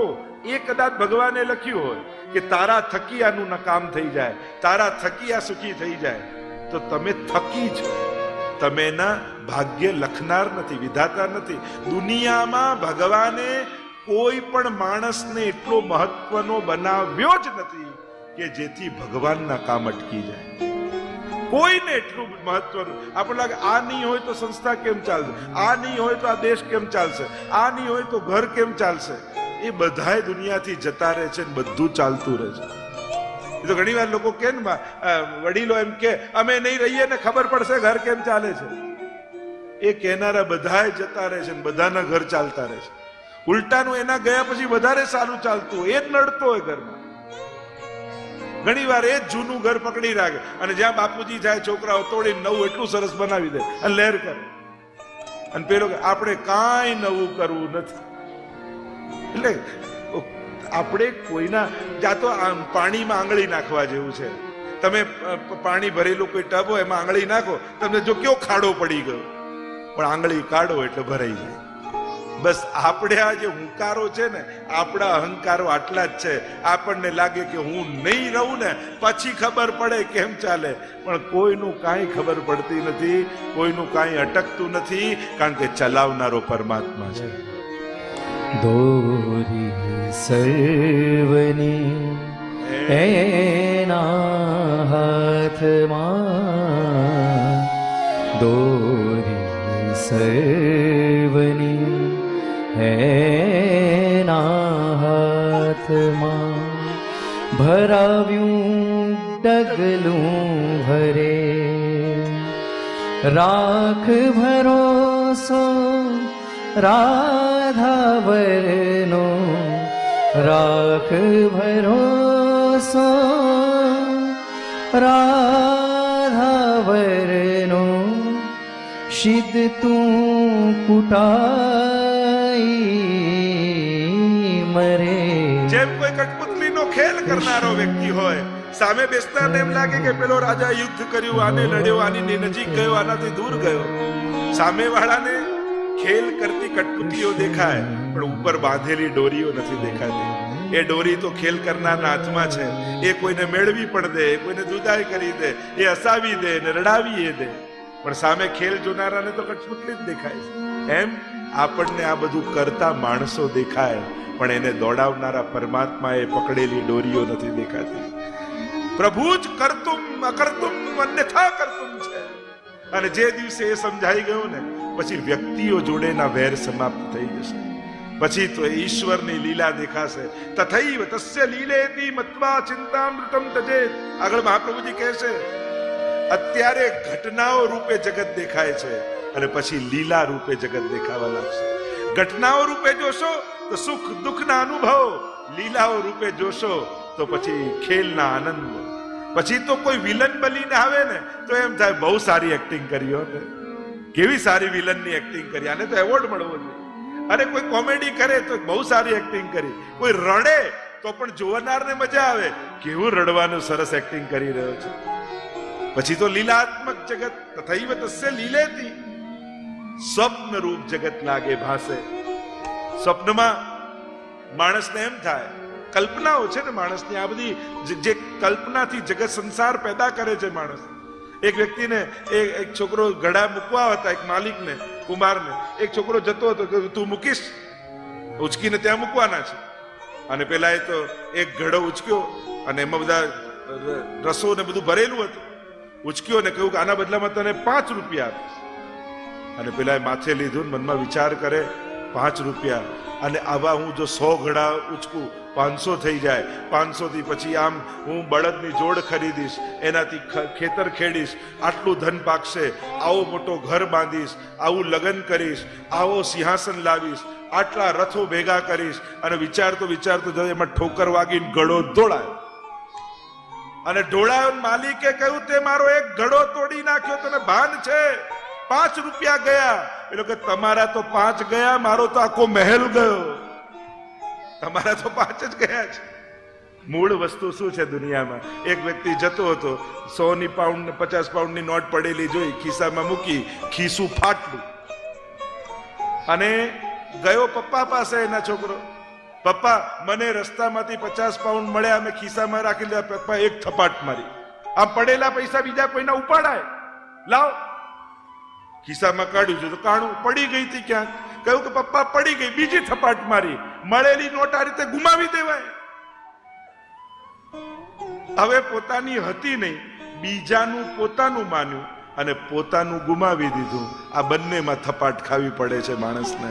કાંઈ આપણે લઈને આવતા નથી.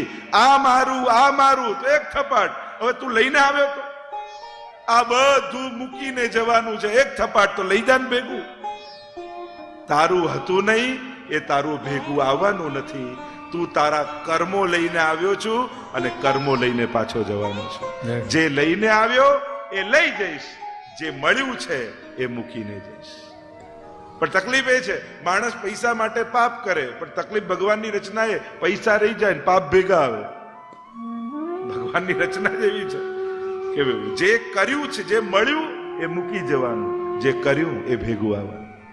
તો આ કહ્યું મહાપ્રભુ ચિંતા કાપી ન કાર્યા નિવેદિતાત્મભી કદાપી. જેણે નિવેદન કર્યું છે એને કોઈ પ્રકારની ચિંતા, તમારી લૌકિક ગતિ ભગવાન અપી પુષ્ટિસ્થો, તમે જેના શરણમાં ગયો છે ને એ કૃપાળુ પરમાત્મા છે, પુષ્ટિ પુરુષોત્તમ છે. એ ક્યારે પણ તમારી લૌકિક ગતિ નહીં થવા દે. એણે તમારો હાથ પકડ્યો છે, તમે કદાચ ભૂલી જશો, એ ક્યારે ભૂલવાનો નથી, એ ક્યારે છોડવાનો નથી. એટલે જ કહ્યું ને, કર ગહી કે છાંડે નહીં જિનકી એસી તે. કેવા પ્રભુ છે જે હાથ પકડીને છોડવાના નથી, એવા પ્રભુને હાથ પકડાવ્યો છે. આગળ મહાપ્રભુજી આજ્ઞા કરે, નિવેદનમ તુ સ્મર્તવ્યમ સર્વથા તાદૃશૈ જનૈઃ સર્વેશ્વરશ્ચ સર્વાત્મા નિજેચ્છાતઃ કરિષ્યતિ. નિવેદનમ તુ સ્મર્તવ્યમ સર્વથા તાદૃશૈ જનૈઃ. તાદૃશી જનો, તાદૃશી તેના જેવા, ભગવાન જેવા, જે ભગવદીય જીવો છે એની સાથે મળી શું કરવું? આ ત્યાં સેલ લાગ્યો છે, પેલી નવી દુકાન ખુલી છે, પેલી જગ્યાએ ગયા કે નહીં? આવા તો નિવેદનમ તુ સ્મર્તવ્યમ, નિવેદનનું સ્મરણ કરો. નિવેદન શું કર્યું છે ઠાકોરજી આગળ? એ આ ભગવાનને આપેલા વચનોને ભગવદીઓ સાથે મળીને યાદ કરવા. ત્યાં તો બધું પ્રભુનું છે, પ્રભુને ધરી દીધું છે. આપણે જેવા હતા ઠાકોરજી આપણો સ્વીકાર કર્યો છે. કેમ કરી એ પ્રભુની પ્રાપ્તિ આપણને થાય? ભગવદીઓને પૂછું કે આપ કઈક કૃપા, આપ કઈક માર્ગદર્શન આપો, જેથી પ્રભુ અમારા પણ પ્રસન્ન થાય. નિવેદનનું સ્મરણ કરવું. અને સર્વે સ્વરશ્ચ સર્વાત્મા નિજેચ્છાતઃ કરિષ્યતિ. ભગવાન તો સર્વેશ્વર છે, સર્વાત્મા છે, અને તેઓ બધું જ પોતાની ઈચ્છા પ્રમાણે કરશે. નિજેચ્છાતઃ કરિષ્યતિ. પ્રભુ પોતાની ઈચ્છા પ્રમાણે બધું જ કરશે. પ્રભુની ઈચ્છા પર જો તમારું ધાર્યું થયું એના કરતા પણ પ્રભુનું ધાર્યું થાય ને એમાં આપણું વધારે કલ્યાણ છે. આ વાતનો ભરોસો હોવો જોઈએ, આ વાતનો વિશ્વાસ હોવો જોઈએ. તમે વિચાર્યું એ ન થયું તો દુઃખી ન થવું. ચલો મારું વિચારેલું ન થયું પણ પ્રભુએ વિચાર્યું એ તો થયું, તો એમાં પણ પ્રસન્ન થવું. મારા પ્રભુનું ધાર્યું થયું. પ્રભુ નિજેચ્છા હતા. બે અર્થ કર્યા. એક પ્રભુ પોતાની ઈચ્છા પ્રમાણે કરશે, બીજો અર્થ એ કર્યો પ્રભુ નિજેચ્છા એટલે નિજજનોની ઈચ્છા પ્રમાણે કરશે. એટલે ઠાકોરજી કેવા છે? ભક્ત જે વિચારે ને એના સઘળા મનોરથોને પૂરા કરનારા છે. પ્રભુના નિજજન જે ઈચ્છે ઠાકોરજી એ સઘળું આપનારા છે. બસ એવી ઈચ્છા કરજો કે ઠાકોરજીને પણ એ પૂરું કરવાની ઉતાવળ આવી જાય. તમારી ઈચ્છાઓમાં જો અલૌકિકતા હશે ને તો ઠાકોરજીને પણ એ પૂરું કરવાનો ઉત્સાહ હશે. પ્રભુ એની ઈચ્છા પ્રમાણે કરનારા છે. ભક્ત અને પ્રભુની પોતાની કોઈ ઈચ્છા હોતી નથી. પ્રભુ તો ભક્તોની ઈચ્છા પ્રમાણે ચાલના છે. પ્રભુ કેવા છે આપણા ઠાકોરજી? ભક્તાભિલાષા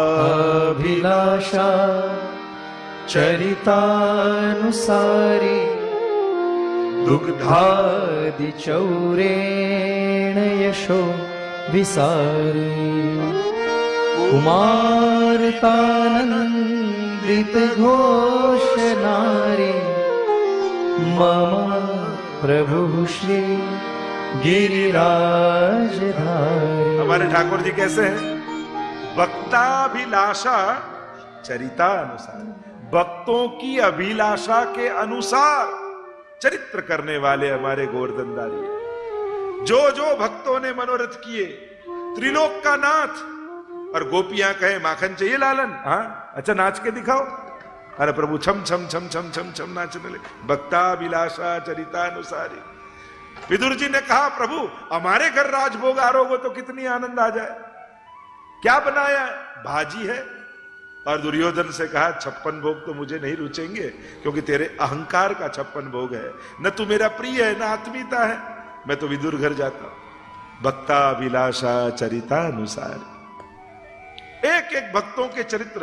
गोपियां दधि मंथन करती हैं, माखन निकलता है, सोचती हैं अरे लालन तुम्हारे घर तो 9 लाख गायें रोज दोहती हैं, माखन के भंडार भरे हैं, हमारा इतने छोटे से कटोरे में निकाला हुआ माखन आपको कैसे आरोगा है? तेरी इच्छा है आरोग आने की? हाँ, अच्छा तू नंदालय नहीं आ सकती, मैं तो तेरे घर आ सकता हूं ना। अरे आपको लोग चोर कहेंगे, अरे भले चोर कहे, पर तेरा मनोरथ पूरा होता हो तो मैं चोर कहलाने भी तैयार। दुग्धादि चौरेण यशो विसारी, દુગ્ધાદિની ચોરી કરી ઠાકોરજી યશનો વિસ્તાર કરે છે. આવા અમારા પ્રભુ છે. નિજેચ્છાત કરિષ્યતિ. અને એમ કહી આજની કથાને વિરામ તરફ લઈ જઈએ. હજી 3 દિવસ છે, આનંદ કરતા કરતા ષોડશ ગ્રંથના રસપાન કરતા જઈશું. પણ આજે સમસ્ત ભારતીયો માટે ગૌરવનો અને આનંદનો દિવસ, સ્વતંત્રતા દિવસ, અને લાલ કિલ્લા પર તિરંગો લહેરાયો હોય. અને હવે અહીંયા પણ આપણે ખૂબ ધામધૂમથી આપણા ભારતના સ્વતંત્રતા દિવસનો આનંદ અને ઉત્સાહથી ઉજવણી આપણે કરવાના છીએ. પણ એ પૂર્વ જે કંઈ પણ ઘોષણા અને જાહેરાત હશે એની સૂચના આપવામાં આવશે.